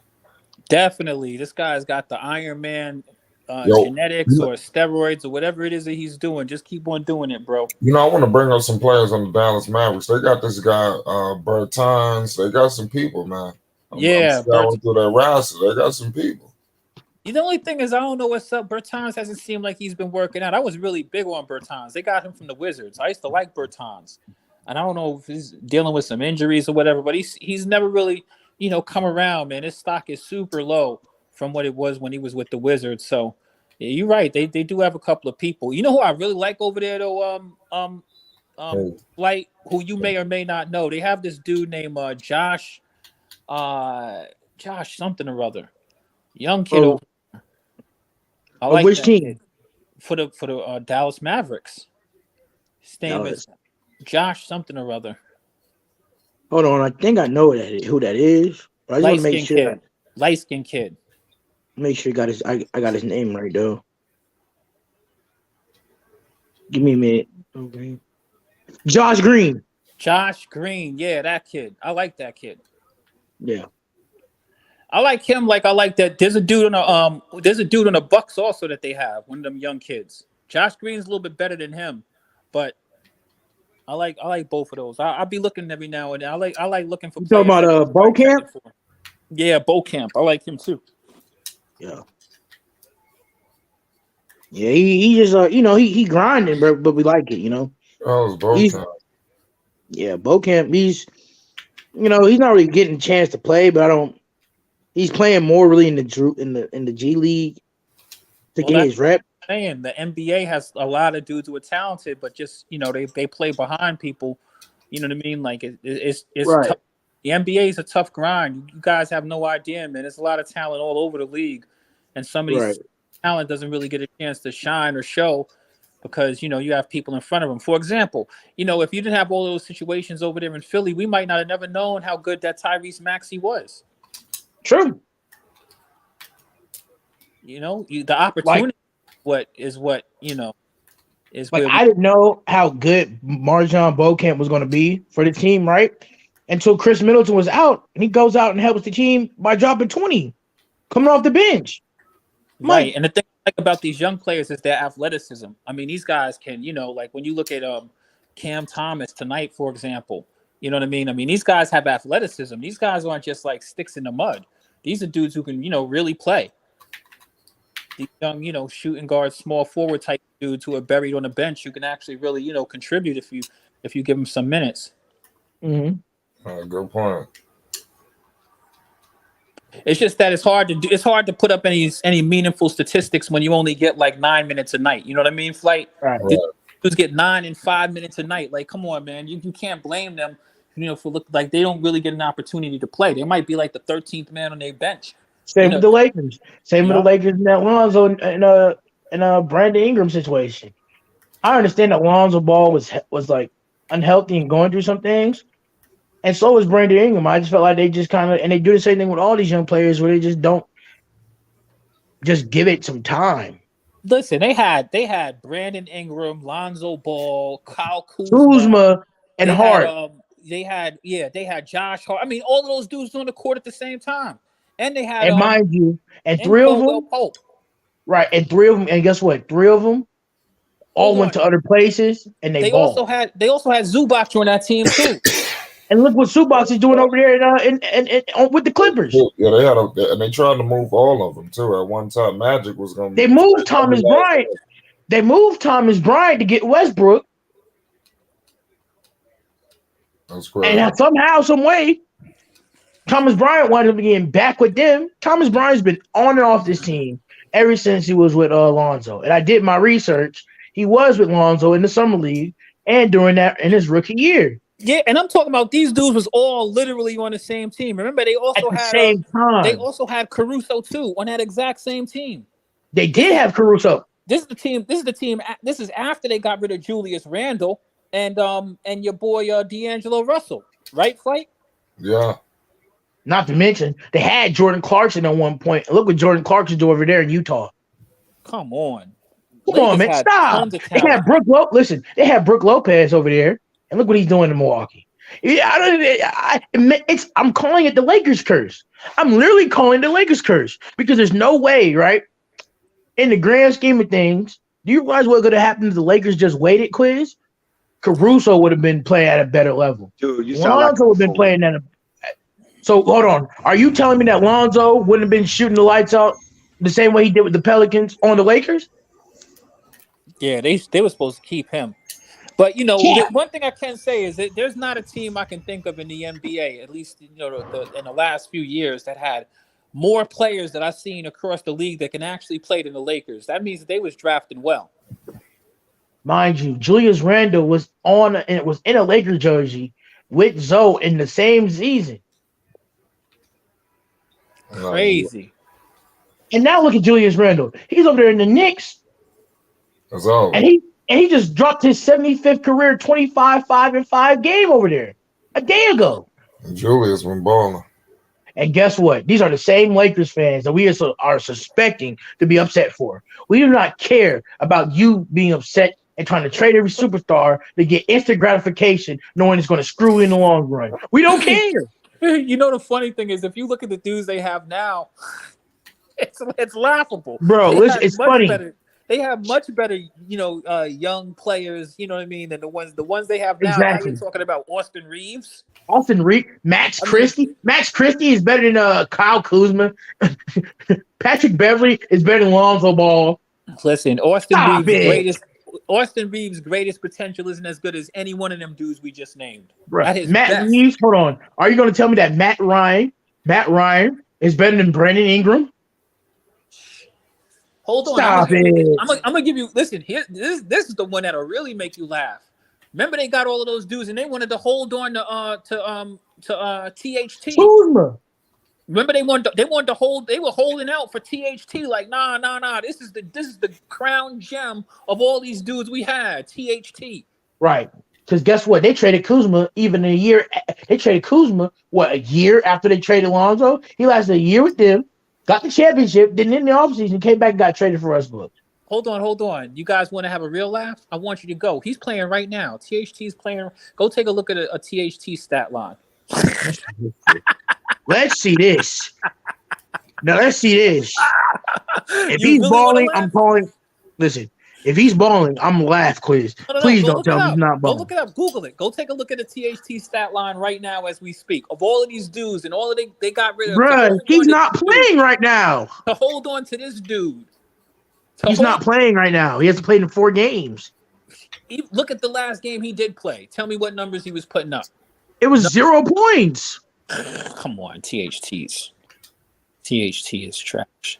They actually thought somebody was actually holding a debate to say that he was better than Jordan Poole. Stop. Who was doing that? I can show you tons of YouTubers and Laker Nation people really thought that THT was better than Jordan Poole at some point, which is he was never better than Jordan Poole. Even drafted, he wasn't better than Jordan Poole. I mean, they liked him. He dropped a couple of 30-point games and stuff like that. So I mean, like, people thought that, they thought that THT was going to be that dude. They traded Kuzma away. Now look at Kuzma. And I like Kuzma. Hungry. One of the things I like about Kuzma's not scared. He's not scared to take that. He likes taking those end of the half and end of the game shots. Yeah, he clutch. He loves those moments. If you look at him play, he can play within the flow of the team, but don't let him get the ball near the end of it. Like, he's taking that shot. He ain't no current. And most of the times, if it's not enough defense on him, he'll splash it. He can splash. He can definitely splash. He's a good shooter. He has relatively good shooting form too. He gets a little bit nutty every now and then, but He plays hungry. The thing is, like, if Ben Simmons had a little bit of that Kuzma in him, he'd probably be good again.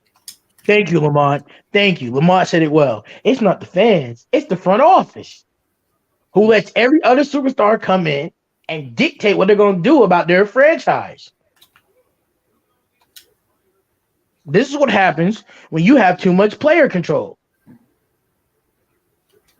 Yeah, because if I was Rob Pelinka and you told me to trade away my young core and my draft picks for the next 2 years away for an injured AD who can barely stay healthy, I'm gonna look at you crazy. You're right about that.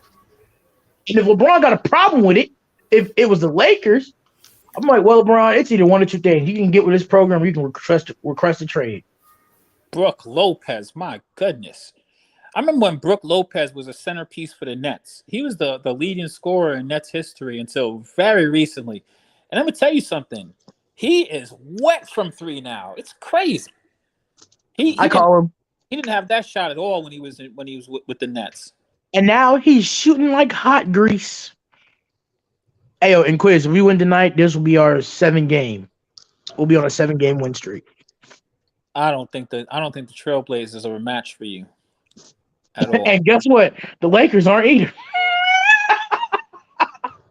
The Lakers aren't because Giannis dog walks Anthony Davis every other week. Yeah, even though I will say the last time I saw Anthony Davis was kind of strong. The last match I saw with the Bucks versus the Lakers, that was his best showing against Giannis I think I've seen from him in years.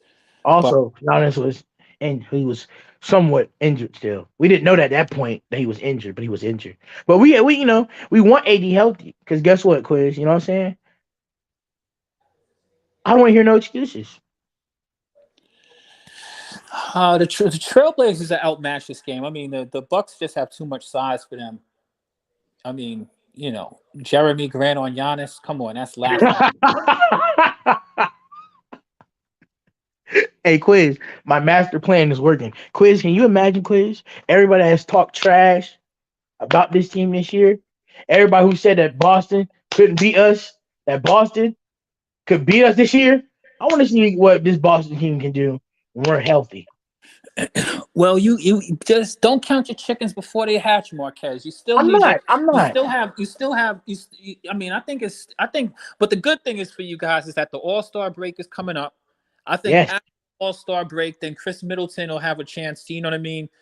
Like you need Chris Middleton to get back to being Chris He's Middleton. on, well, it's not really nothing, Quiz. I mean, Quiz, he's played great, but also, Quiz, he's been on minute restrictions. Plus, I think you guys are about to get a Jay Crowder for some reason. I feel like that's I'm not looking forward to that. I mean, if we get him, great. not If no, oh, he's tough. But it's gonna be a lot of trades by Thursday. It'll hey, probably all listen, happen on I'm just Thursday. afraid, Quiz, because we get him, he's known for choking. Like his effect is known for screwing over teams. Hold on. You don't really have to worry about him doing that. Like, think about it. Like, the thing they like about him, Marquez, which I'm sure you know as a Bucks fan, they like Yeah. him because he brings some defensive tenacity and he can hit the J. You know, everybody on the Bucks can hit that J, but they're not really looking for him to do anything spectacular. Remember that they have, first off, I think that Drew Holiday right now, I felt as though Right. Drew Holiday is very underrated because Drew Holiday, that dude is good. Drew Holiday is good. He's tough and he hits pressure shots. Chris Middleton will be back. And you know Chris Middleton's the same way. And Giannis. Yeah. So they didn't do anything other than what everybody else in the Bucks does. You know what I mean? Just play some tough defense and knock down an open shot every now and then. But they're not going to be dependent on him in their half court sets, other than the same open shots that maybe the thing that they like about him is he kind of brings you back that PJ Tucker, person, but he's bigger. I think he's better than PJ Tucker for sure. He has much better I offense. miss PJ, man. Well, you I won't miss PJ. Jay Crowder plays defense as good as him, and he's a much better offensive player. So, I mean, that's the reason why they I like him. know. I just miss them flashy shoes, Quiz. I miss them flashy shoes. I just miss them shoes, man. Yeah. Big money, dude. We miss big money, man. Plus, it seems like the Suns ain't really too interested in Jay Crowder, and they pretty much put him a sit down until this trade deadline, it looks like. Because it don't make no sense to me that they haven't played him all year. Well, yeah, they haven't played him all year, but what's another man's trash is another man's treasure. We'll take that, Phoenix. You don't want him. We'll take that off your hands. You don't want him, so hand him. You know what I mean, Quiz? Like, hand him over. Yep. But it's a very great time to be a Bucks fan. Us Bucks fans, when we was losing, we were upset. We wanted Mike Budenholzer fired. I was one of them. You know what I'm saying? And now Chris Middleton is coming back. He's hitting his shots. And Giannis is playing on an MVP caliber level. I mean, he's just doing it all, Quiz. He dropped a triple-double. I mean, it's Giannis, bro. I don't It's know. just beautiful. People don't pay attention, but Giannis, this has been Giannis. Giannis been getting a lot of assists, a lot of rebounds, a lot of rebounds. 16 rebounds is light work for Giannis. You know what I mean? Drop a good 30, 34 piece, 36 piece, 40 piece. You call it however you want. You know what I mean? And I mean, it's not like he passes the rock too. And then when you put him next to his homeboy, y'all got Brooke Lopez healthy now. Right. And Brooke Lopez, he can drive in the paint, dish out to Lopez, and Lopez is going to splash it like a splash rudder. It's just so crispy. Aside from that, Brooke Lopez, he's one of the leading shot blockers in the league. He has a size. He's definitely blocking shots. He hits free throws consistently. I mean, he's a big part of this team. They're doing this without Bobby Portis right now. He's going to come back healthy at some point too, right? So, yeah. Only thing with you guys is I think that Jay Crowder helped y'all out a lot. I think y'all gonna try to pull a trigger and get him. Yeah, and to that hater, to that Nets fan in the chat, to that Nets fan in the chat, you're gonna be at the bottom, you bum. You barely got KD, and he's not playing.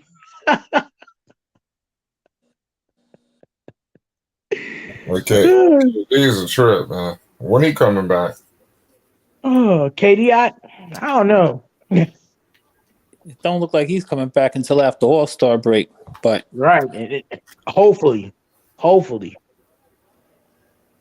well, he's chilling. I actually think that the Nets don't got all of the star power and the star name, but sometimes that stuff's a little bit Yeah. overrated. I know it So sounds crazy.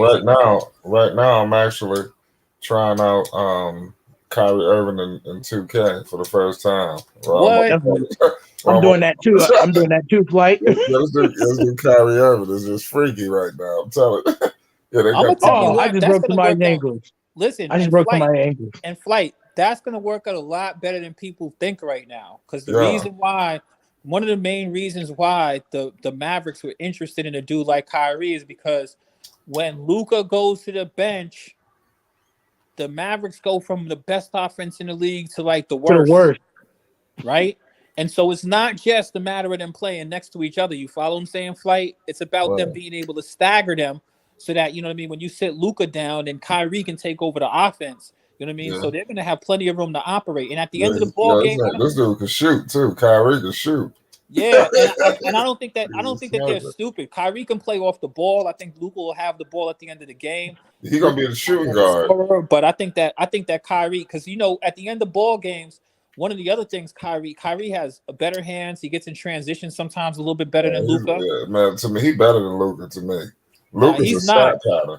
No, he's not. Luka, come on, Kyrie. Nah, Luka, man, Don't listen, do I that. want the ball. Luka's I want Luka's the a ball stat in pattern. Kyrie's Don't do hands. that. Listen, in the clutch, I want the ball in Kyrie Irving's hands. Listen, Oh, Kyrie come is on, not a Flight. better rebounder, nor is he a better Listen, assist in the person. clutch, they better have it in Kyrie. Oh, hold on. Y'all, I got some breaking news. Uh-oh. It might be some breaking news. What? Ben Simmons is officially, and look this up to make sure, but Ben Simmons, the Nets are pushing for Ben Simmons to be traded. I heard about that. Yeah, I thought it was we done. already know that. I thought you was talking about he got traded. Well, that's what I thought you was about No, to say. I said no. He's Pushing. officially No. pushing to be traded. No. They're trying to That's push the right. Nets to trade for Ben Simmons to get Pascal Siakam. Yeah, Yeah, I heard know, about but that. I think that there's got to be way more than that because Pascal Siakam is worth way more. You know the crazy thing about Ben Simmons? Do you know that Ben Simmons is in the top 2% earners in the NBA? Yeah. He's in the top 2% earners in the NBA. Think about that. But he doesn't do nothing. And he don't close out no basketball games, so they can't even play. He's not even serviceable at the end of a game. If the Nets are going to get Siakam, they're going to have to give away way more, like other than the money, if they're trying to move some money around. But I think they're going to want way more than Ben Simmons. His value is in the doghouse right now. Fact. This Ben Simmons. Can I say this? Ben Simmons is weak. He's weak. So he's weak. No, fight. His Yes, mentality is weak. He is weak. His mentality is weak. His gameplay has been weak. He's weak. Okay? It's that damn... I'm going to say it again. It's that damn curse. Can you believe that this dude actually has the nerve to be a shit talker? Who? That's the craziest Ben part. Simmons. He made Ben a Simmons layup is and a shit talk... talker.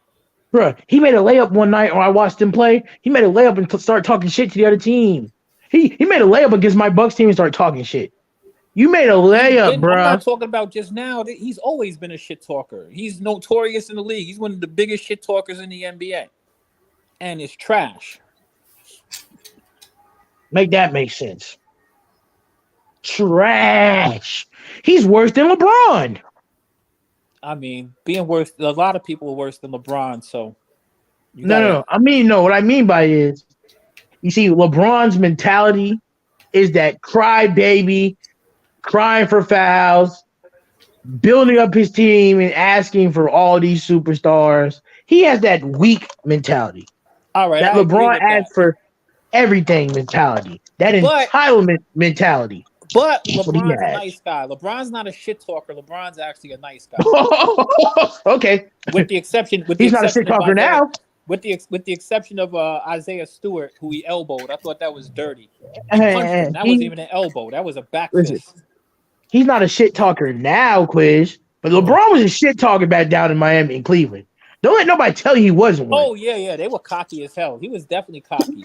Stop it. Just because he's a dad now, he's 38 years old, and now he's trying to mature a little bit. It don't mean LeBron was no shit talker in his prime. Let's stop doing that. Let's just stop. I mean, I think that's why he ended up having these dudes gang up on him. That's the reason why KD said, "I'm gonna go over to Golden State," and he took every opportunity. Remember that long shot that KD buried in his face from the freaking logo, practically Twice. I'll never forget that. Exactly, twice. He waited. He waited till he's like, "Oh, you, yeah, I'm shooting from here." If it was anybody else, I would have, taken a few more steps, go to the hole, pass the ball. But you. Just so you know, you took one of my finals rings away from. You took my opportunity to get to a ring. Do you know what happened the year that KD was supposed to go to the finals? LeBron goes, beats him, and looks washed in the finals against the Dallas Mavericks. He didn't show up. You know the crazy thing is, Marquez, I got no sympathy for either one of them. I got no sympathy. Me neither. Shoot, me neither. He's still weak for going to the Golden State Warriors, and I don't care how many people try to convince me it's right. You got beat by this team. It's a difference. These dudes said, we're gonna turn the league into we're gonna go just. This is not the NBA. We're gonna just go deck stack. You know what I mean? And come on, man. This is the NBA AAU. Everybody's trying to be a friend in this league, and then when they get mad when the friend can't produce. All kinds. I mean, that makes sense. Come on, that was tampering also. Draymond and all of them taking KD to the wedding, and then come on, man. All right, how is KD at the wedding with the Warriors, and then the next day, and then it's not even 2 weeks, the Warriors signed KD? Stop it. Exactly. Talk about this is my best man. You know what I mean? Unbelievable. Like, bro, come on, man. What? Stop. I don't feel bad for LeBron James. That's why GMs stay out of it now. What the GMs do now is they go to their star player and be like, "Yo, go get at him." Same thing. You know who did that too? Kawhi Leonard did the same thing with his boy Paul George. Right. And look how that turned out. Yeah, they gave up a lot of draft capital too. They give up 7 first-round picks. Yeah, man. And guess what that turned out to be? That's crazy. Josh Giddey was one of those picks that was traded because of the whole Paul George. That one of those picks became Josh Giddey. And one of those picks became Chet Holmgren. And one of those picks became Jalen Williams. I mean, I could go on. I guarantee that the next collective bargaining agreement comes around, that there are going to definitely be some because the league is getting a little bit crazy. You got dudes who are really forcing their way out, and I think that I'm all for player power because I'm a big player power person, but I think that is getting a little outrageous though. Also, like some of this shit got to make a little bit of sense. These dudes is getting carried away, and then at the same time, some of these dudes is getting paid outrageous money who ain't even worth it. Yo, messing up money for the young players. Ben Simmons' contract is ridiculous. It makes no sense. Russell Westbrook, $47 million for 1 year. You know what I mean? But actually he did that. He got his legitimately though.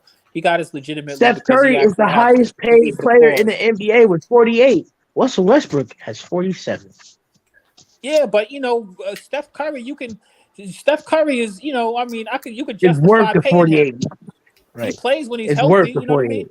He plays when he's healthy. He goes and wins championships. You know what I mean? You can't really complain about him, but you can't understand the reason why Ben Simmons is in the same damn area code of Steph Curry's money. You know what I mean? Doing nothing.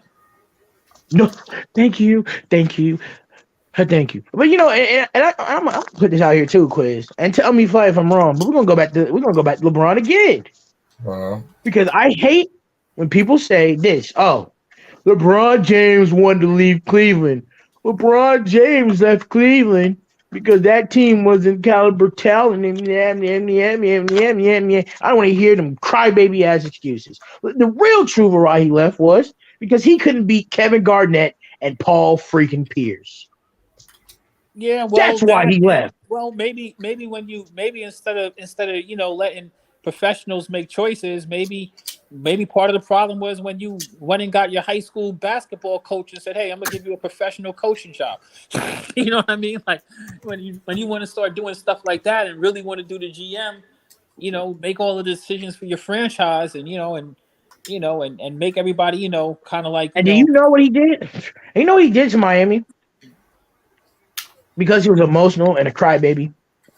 Now, the person who owns the Heat, they made a very certain letter, so we're not gonna get into that later, right?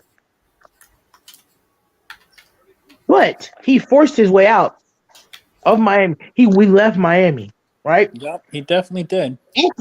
After winning a championship, mind you. Well, he was salty. He lost he only won half of the ones that he thought he was going to win. He thought he was going to just run through the league.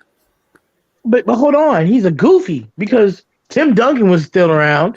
Manu Ginobili and Tony Parker was there. You don't think they were going to win another one with that caliber team and how everybody was shooting over there when Danny Green was actually able to create his own shot and not a fumble?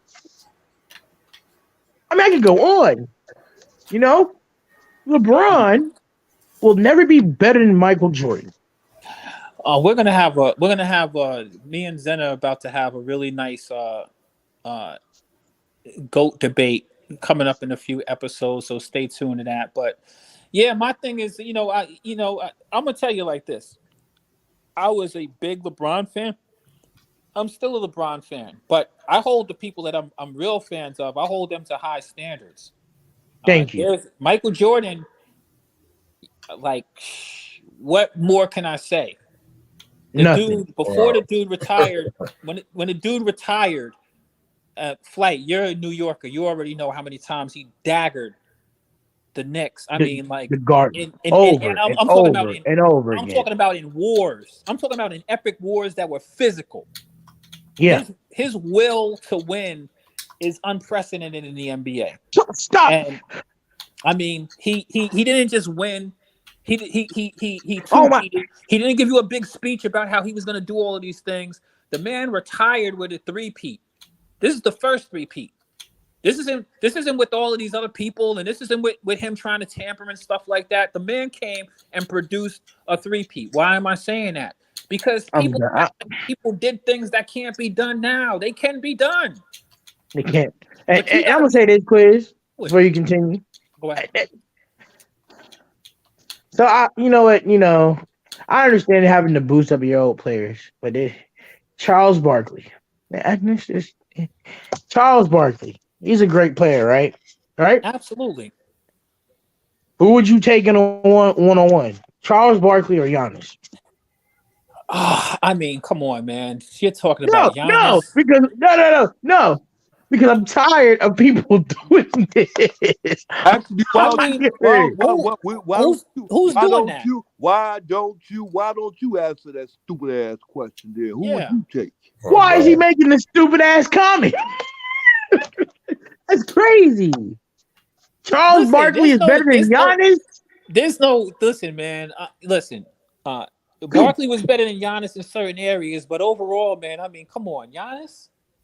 Kevin Garnett better than Giannis. Stop. Listen, and aside from that, listen, here's the reason why, and this is the thing. The real thing that takes it over the top is that Giannis went out there and won a damn championship. And not only that, in the finals, he produced epic proportion numbers in the finals. So even if you didn't even see the two of them play, like, you know what I mean? Like Giannis did. Hey, let me say this, okay? Quiz, I understand what's going on. Quiz, what's going on? Go ahead, Uncle Vern. We're shaking with you, baby. Let me get into this right now, because you keep going on. You talking about Giannis, and then you go to somebody else that retired. Charles Barkley can't compare to Giannis to a certain extent. Giannis can't compare to Charles Barkley because Barkley got numbers. Giannis can't reach yet. So therefore, he's still playing. So he's still ways to go. So if he stop right now, if he break a leg and don't be able to play no more, he's never going to be better than Charles Barkley. Thank you. Well, let's stop right there. So no, we talk about LeBron James. You talk about the GOAT. Now who gonna be the GOAT? LeBron James still playing. How you gonna count out someone that's still playing? Well, he's in the twilight of his career.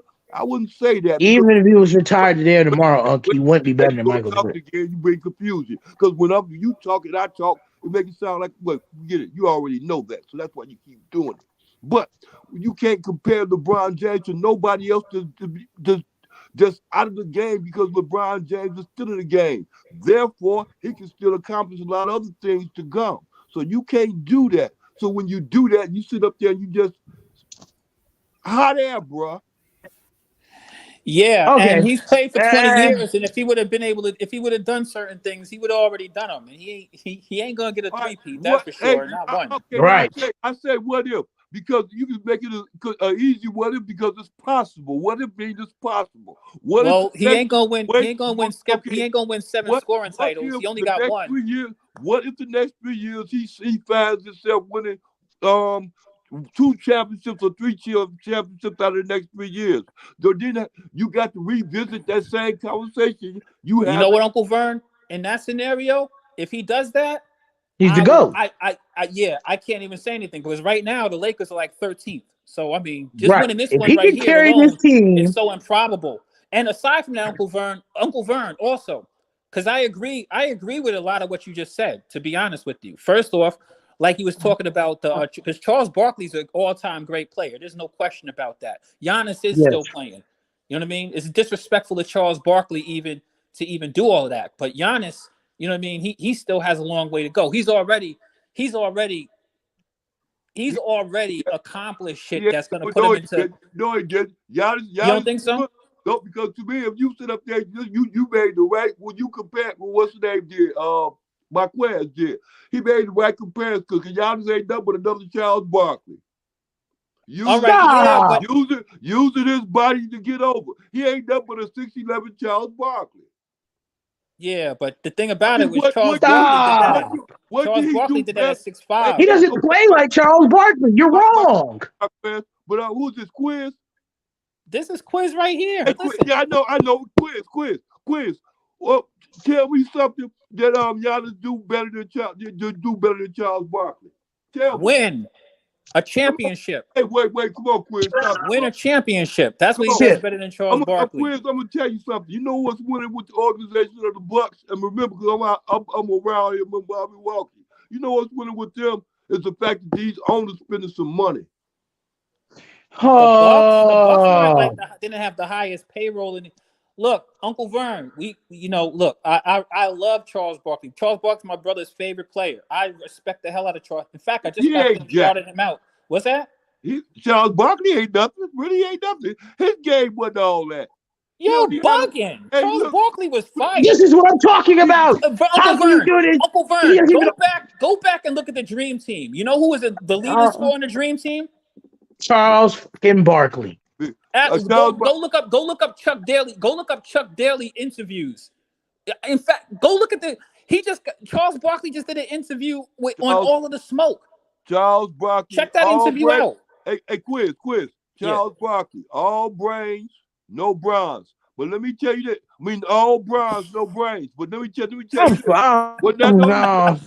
I can't, Quiz. Don't take this conversation seriously. You're older than me. You had to have remembered when Charles Barkley played. I'm sure of that. Charles Barkley was the second best player in the NBA. Wait. Well, on just on talent alone, because he wasn't smart, so it was just on what? I mean, I don't know what you're talking about. We're talking about basketball here. Okay. Right. What the hell is smart guy? He can't read. Who cares? Let's put it like this. He can read. He went to college. He get into a bar fight. I don't care about him reading. He got 43, 10, and 15. Let me ask you this. This is a silly question. Hold on. Look, who's the better player, Karl Malone or Charles Barkley? I mean, yeah, that's it. I mean, you know something. No. Is that a question? Don't tell me what it is. Answer the question. You know something.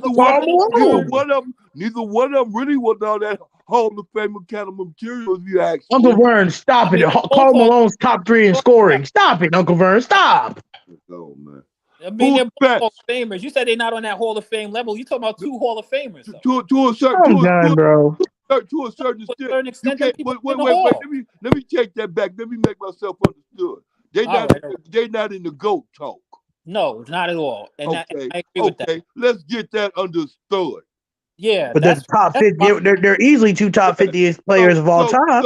So if you can't figure out who the best between Karl Malone and Charles Barkley, bro, and you know neither one of them is in Uncle Vern. We all know who's better than Charles. Come on, bro. That's common sense. Uncle Vern, I could look at the record. Better between the two of them, but you know the thing is that Karl Malone had that longevity that got. I mean, I would have never in a million years thought that Karl Malone would have put up all of those points. But the funny thing is, Uncle Vern, you know the funniest thing? That's why I keep I'm on done. saying, check out that interview that Charles Barkley just got finished doing on All of the Smoke. He talks about this. He talks about that dream team and what was spectacular about it. Him and Karl Malone was bumping to say who was the best power forward during that era. And Yeah. at that Olympics, Charles Barkley was the better player. Charles Barkley proved that he was the better power forward during that period of time, period, point blank. Plus, also at the same time, I mean, it's just hard because it's hard. Like I like Karl Malone. Okay, now Quiz. Now this is why I said you just said you said it's hard. Now I'm gonna bring another one. Okay, Karl Malone. Let's say that. Okay, 5. I'm not dodging smoke. Wait, listen. Almost 5-10 years later, then come Tim Duncan. Who you say got it between Tim Duncan and Karl Malone? Because Tim you Duncan. can't put them in the GOAT talk. Neither one of them. Tim Duncan. Hey, boy. Hey, see how? Thank you. You see how hard it is, and it's easy too. First, you eliminate somebody, and then you put the other person there, and you look at the numbers. But that's an easier comparison because Tim Duncan got what, 5 rings? And Karl Malone has 0. Common sense, Uncle Vern. Use your head. Listen. No, I'm using my mind because Dirk Nowitzki is better. Dirk Nowitzki is better than Karl Malone and Charles Barkley because they won. Marquez, it was him that answered the question. Now you gonna talk on it. Let me answer his question. I'm using my mind and my understanding because I know right now that Charles Barkley ain't did nothing, nor did Karl Malone do nothing. So listen to me, and we talking about 2 Hall of Famers. We talking. Whoa, listen to me. Karl Malone is still 3rd all-time scorer. All-time in the NBA when it comes to points. Compared to who? True. Compared to who? Well, I mean, it depends on what metrics that you're looking at, but you can't say they didn't do nothing. What about Alvin Hayes? What about Alvin Hayes? Somebody who's a Hall of Famer ain't never did nothing. That's what about Kevin Garnett? What about Dennis Rodman? What about Chris Webber? What about Dirk? What about Giannis? Okay. All right. What about you? Want me to rate? And guess what, Uncle Vern? And guess what? Who's better? Well, I could definitely tell you that Charles Barkley, Karl Malone are both better than Chris Webber. I could tell you that easy. Facts. I don't even need to think hard on that. KG may be a little bit more complicated, but KG actually has a ring. So, you know what I mean? Like, he's better than both of them. He got a couple rings, actually. No, he has one. Yeah, because I remember when KG won, because he came from Minnesota. He had to go get on a real team to win his ring. Allen Iverson ain't got no rings. Allen Iverson don't got no rings. You're right about that. But you can't. But he's better than Charles Barkley. No, that's not where I'm going with this. But listen, he's better than Charles Barkley. Allen Iverson does have 4 scoring titles, and only one person wins those every year. And that's not by voting or anything like that. He has 4 scoring titles. Hey, he got more scoring titles than Kobe. Listen to me. Since I brought up Alvin Iverson, I'm gonna tell you why I did that. Because I just saw on YouTube a game that they had with I think it was with the New York Knicks. What's the name? That dude Ward, the one that played football. Charlie Ward, yeah. Hey, you know Ward gave dude the business. Iverson couldn't hang with him. Iverson couldn't stop him. Hold on. Are you gonna say Charlie Ward is better than Allen Iverson? Uncle Vern, you pick out the one outlier. You pick out the weakest nigga. Come on, that must have been the best game of Charlie Ward's entire life. I was in New York, and Charlie Ward ain't even all that. Charlie Ward? Is he serious? Charlie Ward. Charlie Ward ain't in no conversation ever. Nigga, Charlie Ward is not even the Hall of freaking Fame. Because of the fact that he didn't accomplish those things. He didn't accomplish some things. He accomplished a lot of them in football. He got a name in football, but then when he went to the pros in basketball, it didn't turn out like I like Charlie Ward, but Charlie Ward wasn't even better than Chris Childs, and he was on the same team. But I saw Charlie Ward give Iverson the business. But with the New York Knicks, he gave Uncle Vern. I'm gonna tell you something. That was the sun shines on a dog's ass. You know, once in the blue moon. Once in a blue moon. Dog ass all the time. Because Uncle Vern, you know as well as I do, that had to be. Listen, just you telling me that had to be easily Charlie Ward's best game ever As a of his entire professional. life. Of his entire life. Charlie Ward, you know what I mean? Like he might have had I don't know. I don't know what game that you watched. I'm not going to say that he didn't have a good game, but It was Charlie Ward. Charlie Charlie Ward. Ward. Charlie Ward. Against Philadelphia. It was back in. All right, check it out. Right, if you watch the Nets play tonight, Cam Thomas dropped 47. Somebody might replay that game and talk about my man Cam Thomas versus Kawhi Leonard, and Cam Thomas gave Kawhi Leonard the business. Yeah, he lost that game. I can see that. Kawhi Leonard. He did drop 47 though, but ain't nobody gonna remember Cam Thomas, and everybody gonna remember Kawhi. That's a fact. You know why? Because Cam Thomas is a youngin at this time, and Kawhi Leonard got the longevity. That's what it is. They're gonna remember that Cam Thomas gave Kawhi Leonard the business. Not only just that, because Kawhi Leonard is going down. Oh, then you go talk. Then you go talk. Kawhi Leonard is coming down to his twilight years. If you don't get that, bro, you ain't gonna get it. Yeah, I mean, we get that, but ain't nobody gonna remember Cam Thomas unless Cam Thomas goes on. How much street cred can you get for beating up on an old man? He too. Bro, I like how you did that, Uncle Vern. I like how you did that. I mean, he too. I mean, what he gonna do? Come back out for the next 2 years and he just go turn it on? No. Yeah, but Uncle Vern, the old man won. You know what I mean? What I'm saying is, you could have a good game. That anybody could have a good game. Shoot, I told you about a lot of players I've seen had great games. I'm out. Charlie Ward better than Allen. I cut it out, Uncle Vern. Cut it out, Uncle Vern. That day he was better. Stop it. Did he win? Did they win that game? Yeah, they won. They beat the Philadelphia. They beat the 76ers. Matter of fact, they blew them out. Well, I mean, the Knicks played a lot of defense, and the Sixers really had one thing. But I'm gonna tell you one thing: Allen Iverson got 4 scoring titles, which meant that he put up a lot of buckets against a lot of people. Hey, Flight. His career. Hey, Flight. Lord Ninja wants you to drop the link. Charlie Ward. Come on. Charlie Ward better than freaking Allen. Charlie Ward wasn't even the 5th best scorer on his own team. This man was getting sacked by The Rock in college. Hold on, you want to tell me he's better than Allen Iverson? Hold on, Uncle Vern. Yeah. Wasn't that the team? Was that the Charlie Ward team with Latrell Sprewell, Allen Houston, right, John Starks, right? Yeah.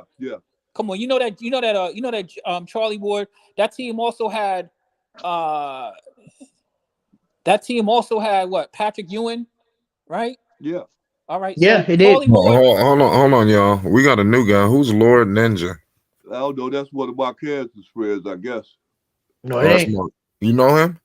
No, he just said drop the link. He wanted to. No, we got what's going on? Are you going to speak, Lord Ninja? You letting your trolls up on a panel Flight? No, I don't know who he is. I mean, Lord Ninja, are you going to speak? Admins, did you screen this guy?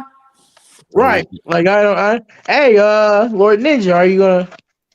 Well, Lord Ninja, you can't say anything crazier than what we just heard. We just got finished hearing about how Charlie Ward cooked Allen Iverson. I'll keep right.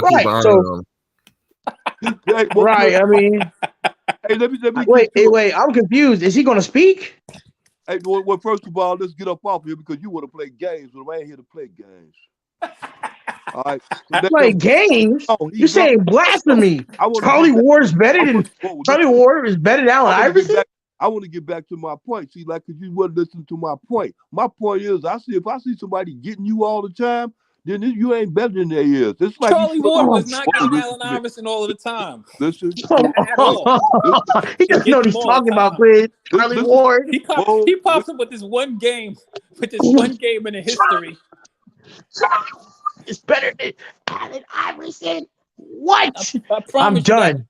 That year, that game that he watched, that Charlie Ward supposedly quote unquote cooked Allen Iverson. I promise you, Allen Iverson had a scoring title that very same season. Bruh. I agree. I cannot believe Uncle Vern you Listen, said no, that. Uncle Vern, no, but I respect you. I respect what you're saying, though, because people do have good games. Like, let's be real, it's averages for a reason. Right. People sometimes, and then also, you never even know what people be dealing with. Like a lot of time, remember, Allen Iverson was a tough player. A lot of times, these players be playing through injuries that they don't even, you know what I mean, that they don't even report, because if they do that, they don't, you know, they don't want to sit some of these guys. Right. Guys like Right. Allen Iverson, Kobe, those guys were competitors. They weren't fixing to Right. tell you that they were injured or hurt. You know what I mean? You're right. Doesn't I mean, matter they if- got out there and just, you know, just did what they can. So I mean, you're gonna have your nights. That's why they call them averages. You know, averages is it's not like the same number you scoring every night. We watched Giannis drop 50, but I saw Giannis also score 7. Right. Okay. Yeah. Okay, let's go back to this there. Okay, let's go right back to this there. Larry Bird and Dominique Wilkins. You know, Larry Bird gets Bird. started all day. No, Bird. It's not even close. Bird. All right. Thank you. Bird. As much as we love Dominique Wilkins as a player, Bird got a better resume. Bird. See, hey, wait. See, this is what I want to get away from my question. See, this is what I really want you to understand. You gotta get away from that resume stuff. You understand? I'm not going to, Uncle Vern, because that's what the resume that matters. Let Uncle Vern finish speaking. Michael, look here. If you don't get away from that, because there's other players that came into the day wasn't as successful as the other ones was, when it's just as good. Right. And Uncle Vern, Okay, when you say right, what That's not my fault. Wait, yeah, no, but I don't that, know but Uncle Vern, you it's do got kind of a point. It's your fault. This your fault. We have a two-way conversation. So if this fool want to say something, then let me answer him. Look, it's your fault because you stupid, you ignorant, because you don't know nothing, and you don't know nothing about them. So how you? Oh, I'm ignorant because I follow the resumes of basketball. You ignorant because you. I'm ignorant because I follow the resumes of basketball. Because you ignorant, you don't know. That means ignorant means you don't know. You ignorant of the fact. You want me to pick Dominique Wilkins over Larry Bird? But listen, I didn't pick Larry Bird, over Larry Bird. But Larry Bird had a lot more help than Dominique. Let's be real. Larry Bird actually had help. Dominique really didn't have no help over there in Atlanta. I understand that, but that's not Dominique's fault. But I'm still picking Bird. Dominique had Tree Rollins. Me too. And Cliff Livingston. And that's not and I'm only picking Bird not because of the resume, because when you see Bird play on the tape, you know you rather pick Bird and have Bird in your offense. That's not the takeaway from Dominique Wilkins. Dominique was jumping off of 2 feet, 360, dunking in traffic. Man, Dominique was a bad man, bro. I'm not saying he wasn't, but I'm still picking Bird in my system. I still ain't seen nobody do in the NBA. Okay, now let me say fine. Now look, let me say this. This is why I said what I said about Dominique Wilkins and then Larry Bird. I picked Larry Bird too. Reason why I picked Larry Bird is, you know why I picked him? Because Dominique turned around and said he was one of the best players he ever played against. You understand me? So if I hear from that man and not out of your mouth, I hear it out of his mouth, then I say, hey, I put two and two together, so yeah, dude was bad. See, I think what you were saying is because we all picked Larry Bird. I thought that you was just saying that. Quick. Hey, did this guy Lord Ninja ever speak? No, heck no. I don't know what Lord Ninja is doing. He might be muted. Look, quick. No, he's out of here. This is my point. This is my point about that, and I'll let y'all go ahead on. Look, but this is my point about what I'm saying is you can't sit up there and say who's great, because I seen somebody just tear Dominique Wilkins up, and Dominique Wilkins admitted it. And I seen somebody just the other night tear what's his name, AI up, and AI turned around and he got to admit it. So I can't say that AI is the greatest. That doesn't mean that you won't take the player over. Anything, Uncle Vern. Everybody, listen to everybody done got their ass cooked in the NBA. Everybody in the NBA got their ass cooked. Every single one of them. Everybody. No matter who you talking about, these people done been cooked in the NBA. If they're professionals. Hell, Kobe said that Carmelo was the hardest person to guard, but Kobe would still pick. We would still pick Kobe over Carmelo. Stop. Who is we? We being the NBA fans they're going to pick Carmelo over Kobe. They're going to pick Kobe over Carmelo. My bad. This guy's coming back in the chat. I'm gonna give him one last chance. Yo, Lord Ninja, you there?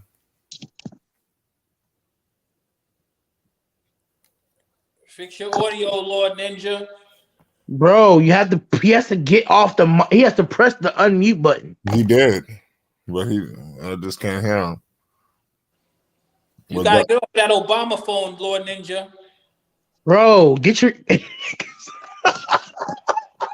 Yeah, no, you good. My bad. We ain't gonna deal with him no more. I'm just trying to give him another shot. You know what, bro? You just hit him in the glue. Keep himself in the goo. We appreciate you trying to come through. The connection just wasn't mathing tonight. But anyway, again, quiz. Do you hear this quiz? Quiz. I mean, the only thing that just gets me is all right. Somebody had a good game. Somebody Hey, had a he's bad better game. That than the does not player mean that that somebody's better than you because they had a game that was. They play series in the playoffs. It's not just Wait, let one me game. ask you a question.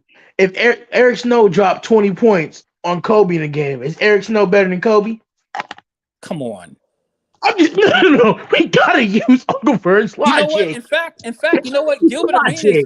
Gilbert Arenas dropped like fucking 60 on Kobe. Is Is he better Gilbert than better than Kobe? Kobe? No. Hell no. He hasn't even had the resume. I saw Jeremy Lin. Flight remembers this. Remember when Lin Sanity was going on Flight?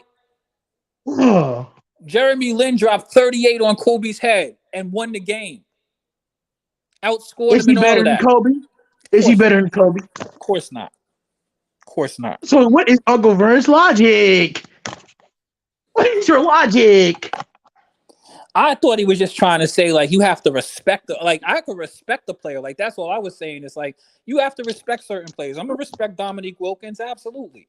And Me then any too. given night, on any given night, maybe Dominique was better than some players on any one given night. But you know, like that's the reason why, like, you know, the resume is important for us to go back. You know what I mean? The resume is important. That's the reason why, like Marquez, when you talk about, you know, your Giannis versus Barkley.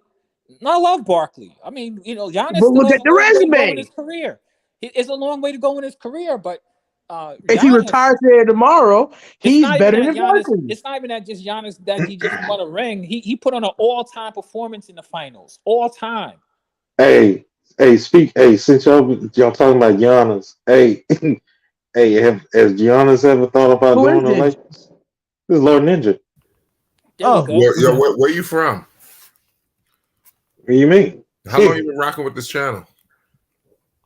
I think I've been here before. I haven't been here for a while. You haven't been on the panel. This is your first time on the panel, right? Yeah, I think so. Like I haven't. I think I've been here before. I don't know if I've been on the panel. Where you from? I'm from the USA, nigga. I know that. Where at? I don't want to say. All right, fine, fuck it. Go ahead. Just go ahead. Do your thing. He from everywhere. Lord Ninja from everywhere. He's hiding. No, man. I was thinking about. He's hiding from child. He's hiding from what do they call that? Where you have to pay child support. He's hiding from child support. Right. Yeah. He's from Wishing Nigga Woods. Not nothing special. It's just we just do that with everybody that come on the panel. That's all. Oh, first time. So like I'm like on seriousness. No, I was thinking about since. I mean, the Lakers. The situation is just kind of a little weird. So I mean, it's nothing for Lakers fans to get mad over for Kyrie not going over there because I mean they only got like 20 games left, and I'm still kind of thinking if maybe the Lakers can get either KD or even go after Giannis because I mean the Lakers does have draft picks, they got young people on the squad. I mean Westbrook contract is about $5 million more than Giannis.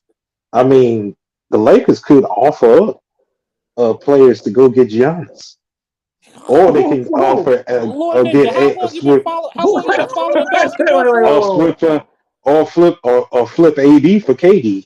You just started watching basketball yesterday? Bro, nigga. Trading Giannis for Westbrook. Lord Ninja's from Paducah, Kentucky with that tape. No. Think about this. No, wait, hold on, bro. You could trade AD for KD and some other players on the Lakers team. Because they've been talking about that. They really have been talking about that. Flip AD for KD. You listen to a lot of Lakers propaganda. You listen to a lot of Ticket TV, huh? Dex is a Laker fan, and Dex is a Laker fan. So I'll leave this one to you, Dex. Please, Dex. I just said it from Paducah, Kentucky. I There's just no can't way believe that's that. going to happen. I'm gonna tell you the least Westbrook get likely thing traded that's for Giannis is crazy. the least. That's the least likely thing that's gonna happen of probably anything in the entire NBA history. The freaking That's the thing. And that's the thing. Is the just come on, think about this. Mhm. The Lakers still have something. The Lakers have so many options. They have the Bucks if they pull on it. They Mm, got the Nets if they pull on it. They got man, Utah. You got Charlotte and Chicago. All they got to do is trade up Westbrook or AD and some first round picks and Max Christie and Alex Reeves to get what they want. that'll Austin work out Reeves, Like, great. like, That'll work out like, great in a like. game of they're not NBA trying to get rid of 2K. Austin Reeves. That's the report. I know that. But LeBron want to try to win now. You know what I'm saying? He already gave up a gang of kids. Let's not let him give a.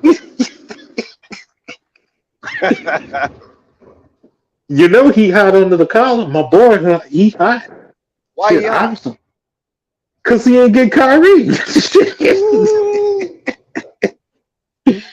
Shit. ooh, he missed out on the sweepstakes. I So, and then the other mean, thing, and listen, so the other thing is they trying to trade, the Nets trying to trade Pascal Siakam too. That's what I heard on another channel. the Knicks trying to get Pascal Siakam. No, the Nets. The Nets. The Nets trying to trade because they're not trying to keep Spencer Dinwiddie. So it's so fucked up for Spencer Dinwiddie. He hated the Nets, and then they got him back, and they about to trade. They about to pass that nigga like a blunt. Shit. Right. Okay, we're gonna get Spencer Dinwiddie back so he can go to Mr. who Dinwiddie you must be a trying to. Haitian. I don't know what he is, but I For them to don't treat even him go like into. that. I don't know. Hey, just leave that alone, Dix. Just leave that alone. Anyway, I just feel like Brooklyn is suffering, and honestly, when you get two of the most karmic, toxic people, you get two of the most toxic people in the NBA on a team as leaders, and you expect that to work. Ooh, name the people. Oh, Kevin Durant, who left his team was up 3-1 to go join the Golden State Warriors, and Kyrie Irving, Comedic whose justice. ego was so hurt that he wasn't getting the same love as LeBron, so he got traded.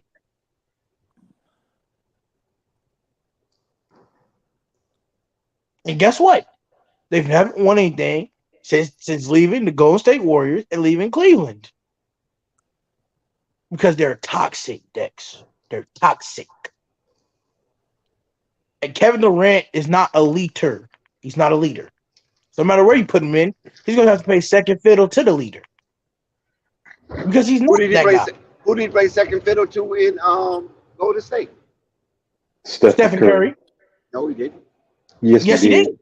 did. Yes, he did. That No, he was didn't. Steph Y'all King. was looking at basketball upside down. No, it Oh, wasn't. this crazy man. Because You Stephen crazy. Curry is the leader of that KD team. wasn't. That's KD his was not the team. leader of the Warriors. Even It was Stephen Curry. even I if there said, was who did other. he play second fiddle to? I didn't say Stephen Draymond was Curry. the We're leader. telling you this. Draymond's the leader of Golden State. Don't get that No, mistaken. He Stephen might not be Curry. now. He might not be now since all this turmoil and things. He might have lost his badge. But Draymond was the captain A1. Over Stephen Curry, and Yes. I'm done. I'm not talking. That's ridiculous. I That's guess just y'all be ridiculous. watching basketball upside down. If you think Steph Curry was the leader of that team and Draymond wasn't, it was Draymond and Klay Thompson. Then Steph Curry. Steph Curry's like number 3 on the leader depth chart, not on the performance chart. So don't get that Bro, mistaken. Durant, listen, Performance and leadership. Durant Well, let's is That not listen. the is Let's listen leader. to the. Steph's Let's listen to team. the new dude. Let's listen Steph to Lord is the Ninja. Lord leader. Ninja, what do you think? It's Steph Curry I'll butt out. all day. Steph Curry all day, every day.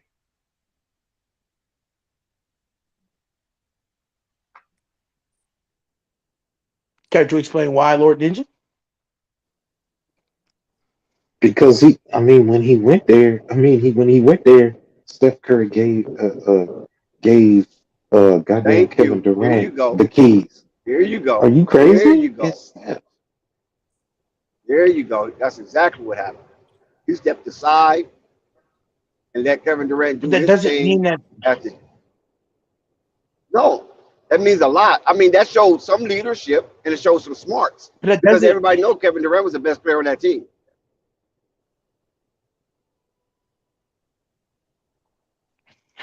Okay, this KD infatuation is just. Oh man, like I don't even I've know never about seen what you so mean by much KD. infatuation.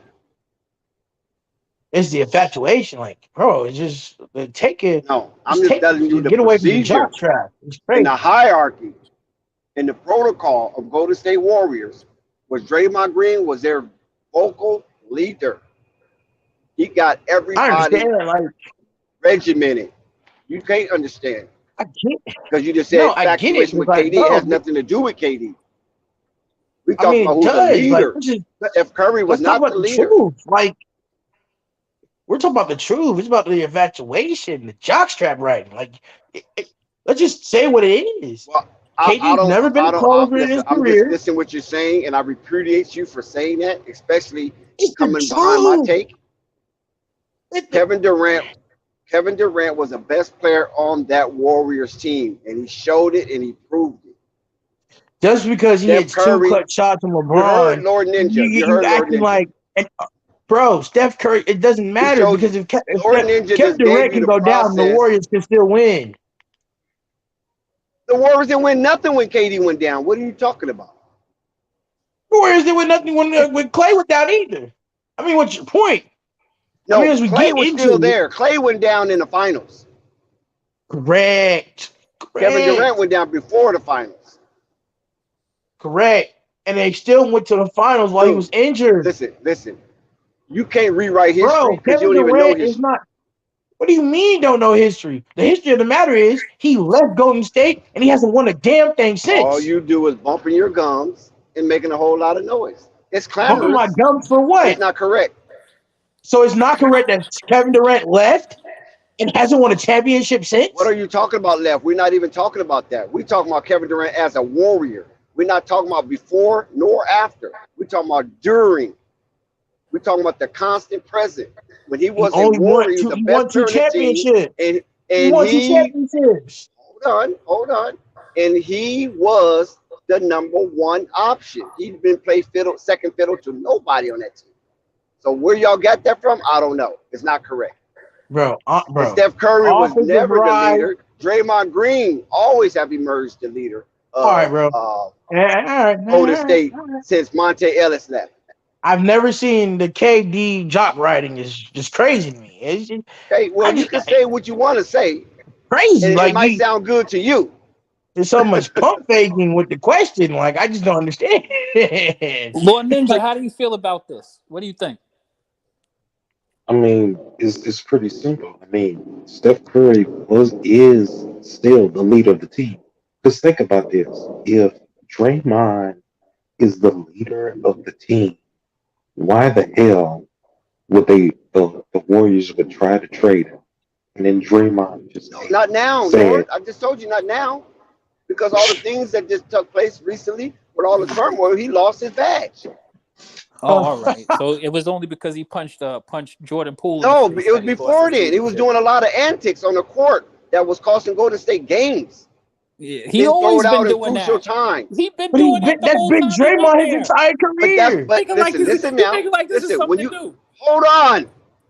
When you start doing that repetitiously, you start He been losing doing it his whole stripes. career. Yeah, but Didn't one year he he went in? Didn't one year they went to the playoffs and the dude was in the red for technicals? Somebody got to mute their mic. That's me. I'm at the Technicals. motor. That's not the issue. Technical is not the issue. The issue is that when Draymond start not hitting those threes and scoring 30 points from here from Uh huh. time to time, being a vocal Yeah. leader, getting the team together, and being a pristine example of what a man is, that's when they start to fall apart. You said something about He antics. start begging. You get He start technical. begging for money. You get text when you operate outside of the rules. That's how you get text. And he had several seasons when they went to the postseason with Nah, him but a in the lot of red with times, one more listen, hold on, text Quiz. getting Quiz, you getting taking the out of honorable context because suspension. listen, a lot of times Draymond got text taken up for his teammate. When his teammate wouldn't speak up, he would speak up and he would get text. I mean, Maybe even he just shut up still, and play when the you get a game. tech if you get a text in the No, Tati, playoffs and stop. you're in the red, you miss a game. And so that's what you're talking about him putting himself in situations with his antics. I mean, I thought that's what you're speaking about. If you talk about antics. No, Yeah, I'm not talking. I'm not. Listen, the antics that I'm talking about was like when he hit LeBron. You follow what I'm saying? Other antics, he pushed players, cussed players Right. out. You Right. know, Stuff some that of you his get own players stuff that you get getting a in it. check for. Hold So on, what are we hold on. talking about here? Slow Stuff down, you dude. get a What you fucking getting check excited for. for? What are we talking about Slow here? down. Don't Come bust on. one. You know what I mean? Quiz, You I'm gotta getting go wash your frustrated. clothes. God damn. Shit is I'm When getting you crazy. start frustrated. What the arguing fuck with your plan are own we talking teammates, right? about? When you start arguing with your own teammates on the sideline, being discombobulated and a recalcitrant, and then not only that, he start feeling his cojones where he start arguing and questioning Steve Kerr. But They he's was been bumping like that heads, his whole career, though. That but didn't they were change. winning. And listen. You can accept some of that because you can say it's passion because he was doing other things in the organization that other players wasn't doing that was valuable. That gave him some kind of cachet to have a voice and a strong voice. My head. But once he wasn't able to control players and they wasn't listening to Draymond no more, his voice started getting loud but weak. That's when they start considering, you know what, we might need to move on for him because he wouldn't change his ways because he got too much of a Hey, bad habit. I don't hey, And know. that bad Zen, behavior started Kind of costing seems him like games. when De- he punched the motherfucker in practice that changed Dex, things. hit That flight changed up a real whole quick lot. because Dex is backstage. I mean, Zen is backstage. He's trying to hop on. No, he's here. Quiz Zen is is here. here. Zen is here. All right. Yeah, I'm backstage. I'm just leaving the motor. Everybody is you know, we expected this tonight. Everybody pretty much came to see Giannis play, and that's what we got. He don't look like himself though. Really, you don't. He's no, definitely on minutes restriction. They only playing him as much as they need to, and you can tell he ain't 100%. Yeah. I mean, we could go past the last couple of games. I wouldn't want to waste my all-star on a caliber team like the. I mean, if you look at his last couple of games though, 36, 36, 36, 30, 34, 31, Look, 27. I mean, he played tonight, and he didn't have to, but he did because he didn't want to cheat us. He knows we're buying tickets to see him, so I give that up to him. right. I mean, because let's be real, Zen, this is the Portland Trailblazers. He could have just not played tonight. Yeah, we're not competitive right now, so And y'all still would have lost. that's I mean, it's very why, possible. and that's He why we gets all came tonight. We know how this is gonna go. right. I think it's good that you get to see the greatness that is Giannis. And even though it was 23 minutes, he still gave you premium expert. I'm pretty sure he gave you a show, Bro, even if he wasn't all the way 100%. just to see him in person is enough, man. Just to see him in person is enough. Just to be able to look, damn, that's him. That's He, enough. You know what I'm saying? hey, Zen, Right. he gave you. I think even though he might not look like himself, I mean, he did give you some really nice dunks out there. I mean, I was Yeah, he watching the did. game on TV, so I mean, Yeah, he Right. did. it wasn't like he came out there limping up and down the court. He actually, Right. Yeah, I don't feel Understand, I don't feel cheated or nothing like that, but he definitely did not. It wasn't 100 miles per hour, Giannis. You know that. It Nah. definitely was not that. But But I'm this satisfied. how the I'm a Bucks happy team are, customer. though. What's up? I said, how the Bucks are, though. They're not. They tend to play off of certain teams. No, they did a great job tonight. Like I said, I'm a satisfied customer. I ain't complaining. Mm. Not at all. That's what you pay for, right? You don't pay True. because you think your team's gonna win. You pay because you want to see a game. Right. You pay to see what the stars are gonna do. You pay to see the splash, the stars. Dame hit one from half court. He was about 2 feet in front of the strike. yes, that was crazy. That was nice. Zen, Crazy. you got a chance to see some of that perfect shooting form I was talking about on that shot. Yeah, it's just automatic for him, man. You don't got to think about it. He's just automatic. He looked at him like, "You really gonna leave me here?" Like he dared him to leave him here. I couldn't believe that shit. He just was like, "All right, here we go." Okay, I'm gonna splash it. Yep. Splash. You It know. was a good night though, y'all. I'm gonna make my walk back to my car. I'll get up with y'all later. All right. All right, now Peace. shout out to Zen Master. Peace, brother. Salute Flight Sports TV, hottest in the streets.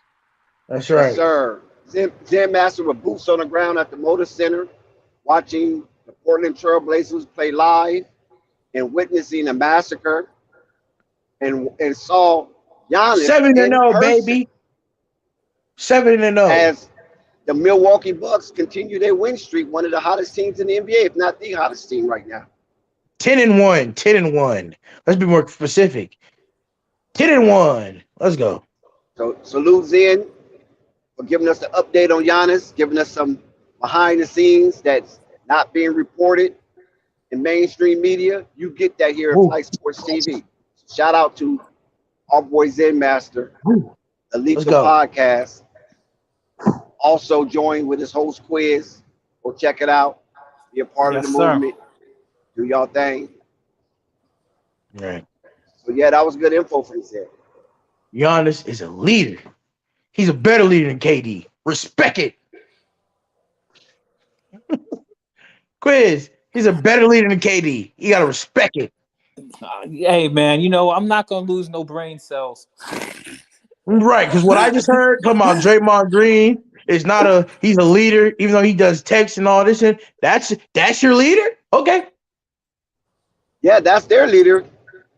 But well, listen, it pushed them. When people don't want to give the leaders the credit, I'm gonna say something. I'm gonna say something real we quick. can all agree that he's definitely one of the leaders. Yeah, that's what I said. But he was the number one vocal leader by far, and Klay Thompson will come in a distant second. Those antics from Draymond Green and his play style hurl Golden State Warriors into a hegemony of sovereignty, along with the Splash Brothers, of course. So that coupling or that marriage between Heat and Swish made Golden State what they are today. Because without one or the other, I don't think they would have been successful. Come on. Curry was going to be successful in the league no matter who he played with. Listen, bro, you must don't be hearing right. Damn, your ears must be filled with wax. It's not filled with wax. I understood you, but it's... I said Splash Brothers. Right, the Splash And I Brothers. said the combination, you must not understand what I'll be saying. The combination of the Splash Brothers play and the thorough, aggressive, vocal leadership of Draymond Green as it meshed or integrated allowed Golden State to be successful. And I agree with you except for the Draymond thing. One without the other, they might not have been that successful. You're trying to boost up Draymond to be this leader when he's not that. I'm only telling you what Steve Kerr in the Golden State say. Let me ask you a question. What was Andre Iguodala that year that he was the MVP of the finals? Right, when he was locking up LeBron. But that was the finals. Until then, Andre, hold on. What do you mean? Wait, say that again. I misunderstood what you was getting at. Oh, it was just a question. I didn't have any angle. There was no edge to that one. Because I was getting ready to say before that, Andre Iguodala was doo-doo. Oh, so he was a nobody. Oh, so he was a nobody. He was never a nobody. He AI too, remember? Well, you got AI, and Andre Iguodala was AI as well. Those same people who you call leaders on the Warriors had interviews and talked about exactly how important that same man that you talking about was doo-doo was to that team. In fact, they wanted him to come back. They was mad he left. So how doo-doo is that person? Listen. I don't know what you guys trying to get at. You're not going to stump me because all you got to do. But you said he was doo-doo though. I'm confused. Yes, in that playoff run, when he got MVP, in that playoff run, he wasn't, He was he was doo-doo coming but off. got an He benched. MVP. He was doo-doo but due, got but an got a He Finals got MVP MVP. in the finals, not the playoff series. In the finals. Y'all need to go look and do your research. Because you're trying to argue and trying to stump somebody I'm not when trying to you're argue with some of you, baseless. but the finals is You're more baseless. the finals is more critical than the We not playoffs. talking. Listen, I did not mention the finals. Don't detract. I mentioned the playoffs until he got to the finals. Remember, he got benched and he got benched quietly. That's what Andre Iguodala and the Golden State Warriors was so impressed with him, because him coming from Denver and been bred and groomed in Philly, he was a household name to a certain extent. Andre Iguodala, he was known as a dunker, high flyer with a little shot. That's why they call him AI Part 2. And then when he went to Denver, we already know what he was in Denver. And then by the time he got to Golden State, I mean, he was a little feeble. He was, he was in his dog years. So he got benched. Andre Iguodala got benched. He coming off the bench, and he didn't make a stink about it. He accepted it. As a veteran as he was, an all-star. Remember, he was an all-star. Don't forget that. You know what I'm saying? So you guys need to understand what I'm saying and get the gist of what I'm saying. And stop trying to always infer debate when it's really not a debate to be stirred up.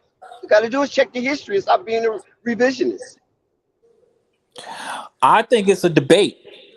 Ain't no debate. Go look it talking up. about who the leader of the Warriors are. Who's to say? Listen, all you have to do is Google it, right? If you want, listen, that Clay was a bigger hold on 1 leader second. of the Warriors. You think that Clay? It's not no Google. Vocal, bro. Did you hear what I said? You think that Clay? Vocal. Hold on. We listen to you. You've been flapping your gums for a minute here. Because you guys flapping your gums ain't saying nothing. You not listening. Somebody got to bring some real substance to this thing. No, what somebody really needs to bring is a real Q-tip, so you can clean out that same wax you was talking about that Marquez got out of his ears. And listen. Oh, we know Toxic ears is full of wax. He's like a dog chasing his tail.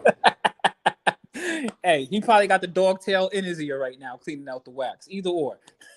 All right. So anyway, we're talking about the leadership of the Warriors. That's what the conversation was. I told you the hierarchy, right? Yeah, you said there was a hierarchy, right? Yes, and I said Draymond Green. That hierarchy is malarkey, is what I'm saying. Because if you if you really feel that, go Google it.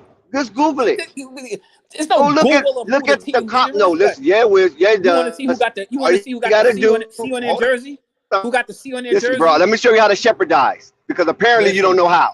No. You keep on talking. You're not even listening to what I'm trying to say here. Whether it's Google, saying that AOL, Firefox, you're saying that Clay Safari is definitively higher in a hierarchy of leadership than Steph Curry, and I don't think that's definitely you missed the optimal word. I know what you're doing. You're very deflective. You missed the optimal word, and that is vocal. Vocal. Steph Curry do not We've talk. Heard you say We've heard you say that Draymond Green Steph Curry don't is talk. the vocal He not a leader talker. 1,000,001 Steph times. Curry don't talk. I'm not talking about your vocal portion. I heard you vocally say that. You said that there was a hierarchy. I'm debating. I mean, that's all I'm defending. Yeah. You said that Klay Thompson was higher in a hierarchy of leadership than Steph Curry. That's what you said. Vocal, bro. Right? Listen, I'm telling you what I said. We're right here talking. You're hearing it from the horse's mouth. Vocal. Vocal. VOCAL. That hierarchy. Now, when it comes to performance, remember I differentiate vocal and performance. When it comes to performance, the Splash Brothers is second to none. When we come to Kevin Durant, when Kevin Durant came over there, I said Kevin Durant was hands down the best player on the Golden State Warriors, and he proved that. Steph Curry stepped aside and surrendered some aspect of his game. So Kevin Durant can flourish. And I said that showed a whole lot of intelligence from Steph Curry. He didn't try to buck with Kevin Durant. That showed leadership. It shows leadership as well. Right. That's what you said. That is a sign of leadership when you do that. But then you put Steph Curry at the bottom of the pecking order when everybody else on this panel. Dude, why you keep saying that? I didn't put him at the bottom of the pecking order. I said vocally he's below what's the Klay new Thompson. dude? Look, maybe my ears are no, you can't. You don't need to say. I'm telling you what I said. If you didn't understand, that's your fault. Maybe my ears are clouded with wax. No, it's your brain. It's not your ears. Mr. Ninja, did this man not insinuate that Steph Curry was the lowest Rewind the tape. of leadership Rewind the tape. on the Golden State Warriors? I don't even know if he's still here.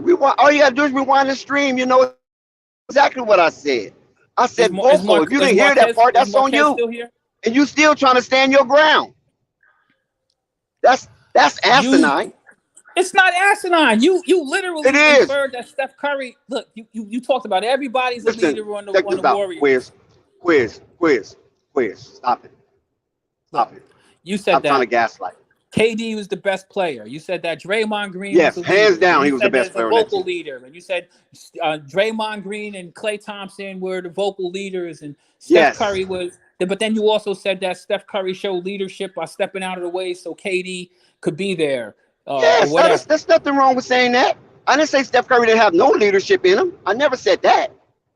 I said that Steph Curry leadership comes with performance. I said that Draymond Green and Klay Thompson leadership comes also with their vocal. Draymond Green to run the plays. Have you ever seen the Golden State Warriors play? Draymond Green calling out the plays. Hey, chat, shout out to the chat. They said this is better than First Take.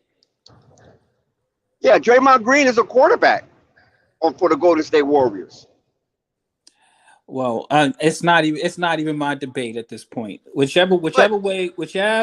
You're misrepresenting what I said. And then you profusely continue to go on with your onslaught for some reason. I'm not understanding the reason why the Ninja Dude and Marquez disagreed with you, right? So they have a different can disagree, right? That's okay. So then obviously there's nothing wrong with that. But you said nothing wrong with that. You said that it's not debatable, but obviously it is. I'm saying what you saying. Listen, quiz. Stop being a master manipulator. I'm saying what you saying is not debatable. I'm not saying what I'm saying. You can debate anything you want. But I'm saying you said that I said it's not debatable. When I'm telling you what I said, we're going into your hegemony of sovereignty. Golden State Warriors. Your hierarchical. I can't even pronounce the word. Hierarchical order. I was just trying to make sense of what you were saying, Dex. Then slow down, slow your mind down. Because I didn't say no gibberish. I said Draymond Green is a vocal leader. I said Kevin Durant was the best player on that team, hands down. I said Klay Thompson is a distant second to Draymond Green in leadership when it comes to vocality. Then I said Steph Curry showed intelligence and leadership by stepping aside and let Kevin Durant do his thing without putting up a fuss. I also said that Andre Iguodala was a hell of a player prior to coming to Golden State. But when he came to Golden State, he was in his down years, and he ended up getting benched because of lack of performance. And then all of a sudden, he turns it on in the finals and win MVP. And I also said this: Steph Curry is a leader based on his performance on the court.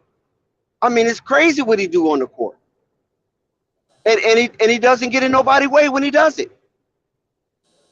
That's what I'm saying, and that's what I'm saying. Now, if you try to misconstrue it, that's on you, because if your medulla is rattled, just say it. Dex, slow down, man, because I gotta stop my head from shaking. Dex, what you did was you deflected from leadership from everybody. I told you exactly what I said. Aside from Steph, you put Steph at the absolute bottom of the pecking order, and Iguodala. That's not true. That's not true. He got the. Well, I mean, you've already clarified that for yourself, so let's not go through that again. But I clarify for everybody, not just for myself. You just don't understand because you don't want to. Yeah, Because probably not. Because I know you're intelligent enough to understand, but right now your emotional intelligence is failing you. my medulla is rattled clearly. So, with that being said, I think that Iguodala definitely turned it up in the finals, and it wasn't just the fact that he turned it up offensively. He really turned it up defensively. He was necessary, and he did a great You know job. what LeBron numbers was in that finals? They were crazy. They were out of this world. Okay, you know there was debate about giving Right, him the MVP from a losing team, right? right. And the only player in history that ever done that was Jerry West. And so they say, you know what? We're not going to blemish Jerry West's legacy with that. So let's just not give it to him. Let's just give it to the winner. And that's how Andre Iguodala got it. Now, I'm not saying he didn't earn it because he did enough to have them even contemplate to give him MVP. But LeBron James, I mean, I was not a big LeBron James fan then. I'm a little bit more now. But LeBron James had the numbers to be MVP on a losing team. That's facts. I'll give him credit on that too, because I thought that LeBron played great in that finals. It was just that he was outmatched. Warriors had too many guns. Well, fellas, it has been fun. It has been real. Dex, it's a pleasure. Yeah, As you got your always. trauma off again. No. I'm not gonna. This wasn't even I wasn't even trying to really be in the middle of this argument or whatever. But it was enjoyable. It's always good talking sports. Tomorrow we have to look forward to the watch all-time leading scorer in the NBA. 36 points left to go for LeBron. Let's see if he could pull it out. I think he'll probably go back to Milwaukee, but we shall see. And at that point, I think that we're going to have a lot of celebrating of LeBron's greatness at that point. So I'm about to turn it in, fellas. It is nearly 1:00 in the morning here. I'm going to sleep. Shout out to Flight Yes, Sports. Quiz. Dex, I'll let you do the closing here for Flight Sports and for the people I in the don't know panel. if he's ready to close. I don't know. It seems All like right. people still is as active. Well, anybody who hasn't already, make sure you hit that subscribe button, hit that notification bell so you get all of the fun activities. And just like they said down there in the chat, this is better than First Take. Exactly, because we make sense. And we're not scripted. All right, Dex, I'm out of here, bro. Okay, Quiz, have a good one, bro. See right. you next time. And listen, let me share something with you guys. Anytime you see the Lethal Podcast come across your timeline, please like it. Please comment.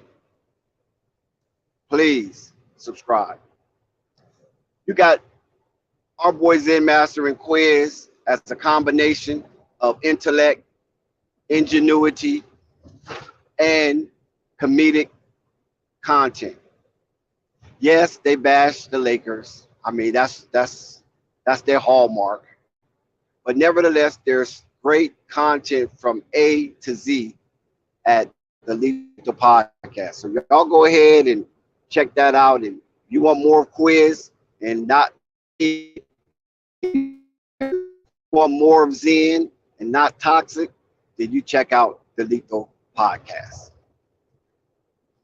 We here at Flight Sports TV want to give you an exuberant experience. But hey, y'all reach out and touch Flight sometime, man. Cash out, hit that super chat. Let them know that you here. Let them know that you're ready to put some skin in the game. You want to be a brick in the wall as Flight Sports TV build to something that we all. So let's be reflective of the things that we appreciate. And if we appreciate Flight Sports TV, share some of them coins. Now, I'm not telling you to break yourself, but I'm just telling you to share some of them coins. Flight, you have anything to say?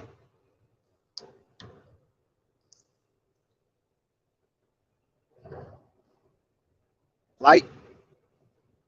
Oh boy, here we go.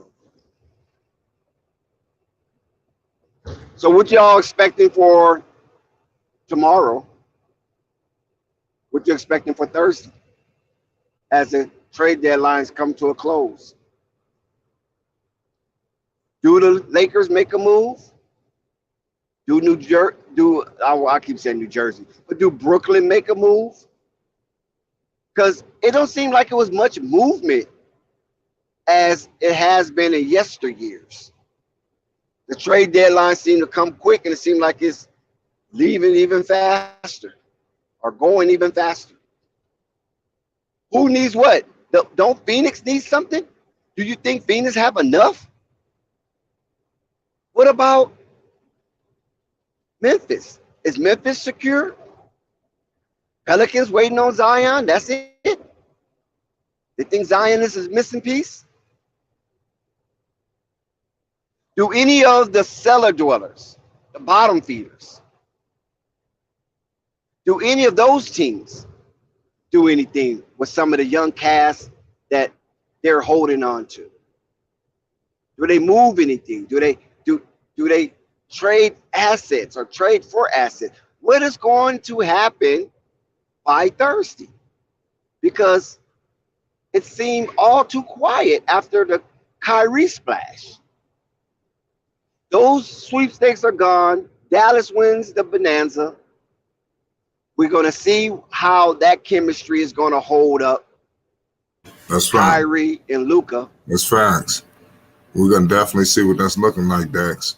Everybody make sure y'all pull up Thursday. You know, we're going to shut it down, you know, for the trade deadline. Make sure you make this your home, you know, so you get to all the updates, news, and more, because there's going to be a lot of things popping that Thursday. Something could pop off tonight. Who knows? It's Flight Sports, man. Well, shit, we about to get up out of here. Dex, any closing remarks? Hey, pull back up tomorrow, man. We'll be a little earlier. You know what I'm saying? Don't be late. Yeah. Early birds the worm. You never know what might pop up. Let's go. Let's Flight Flight Sports. Sports TV, man. That's my dude. I rolls with him. You heard what the man said. It's Flight Sports TV.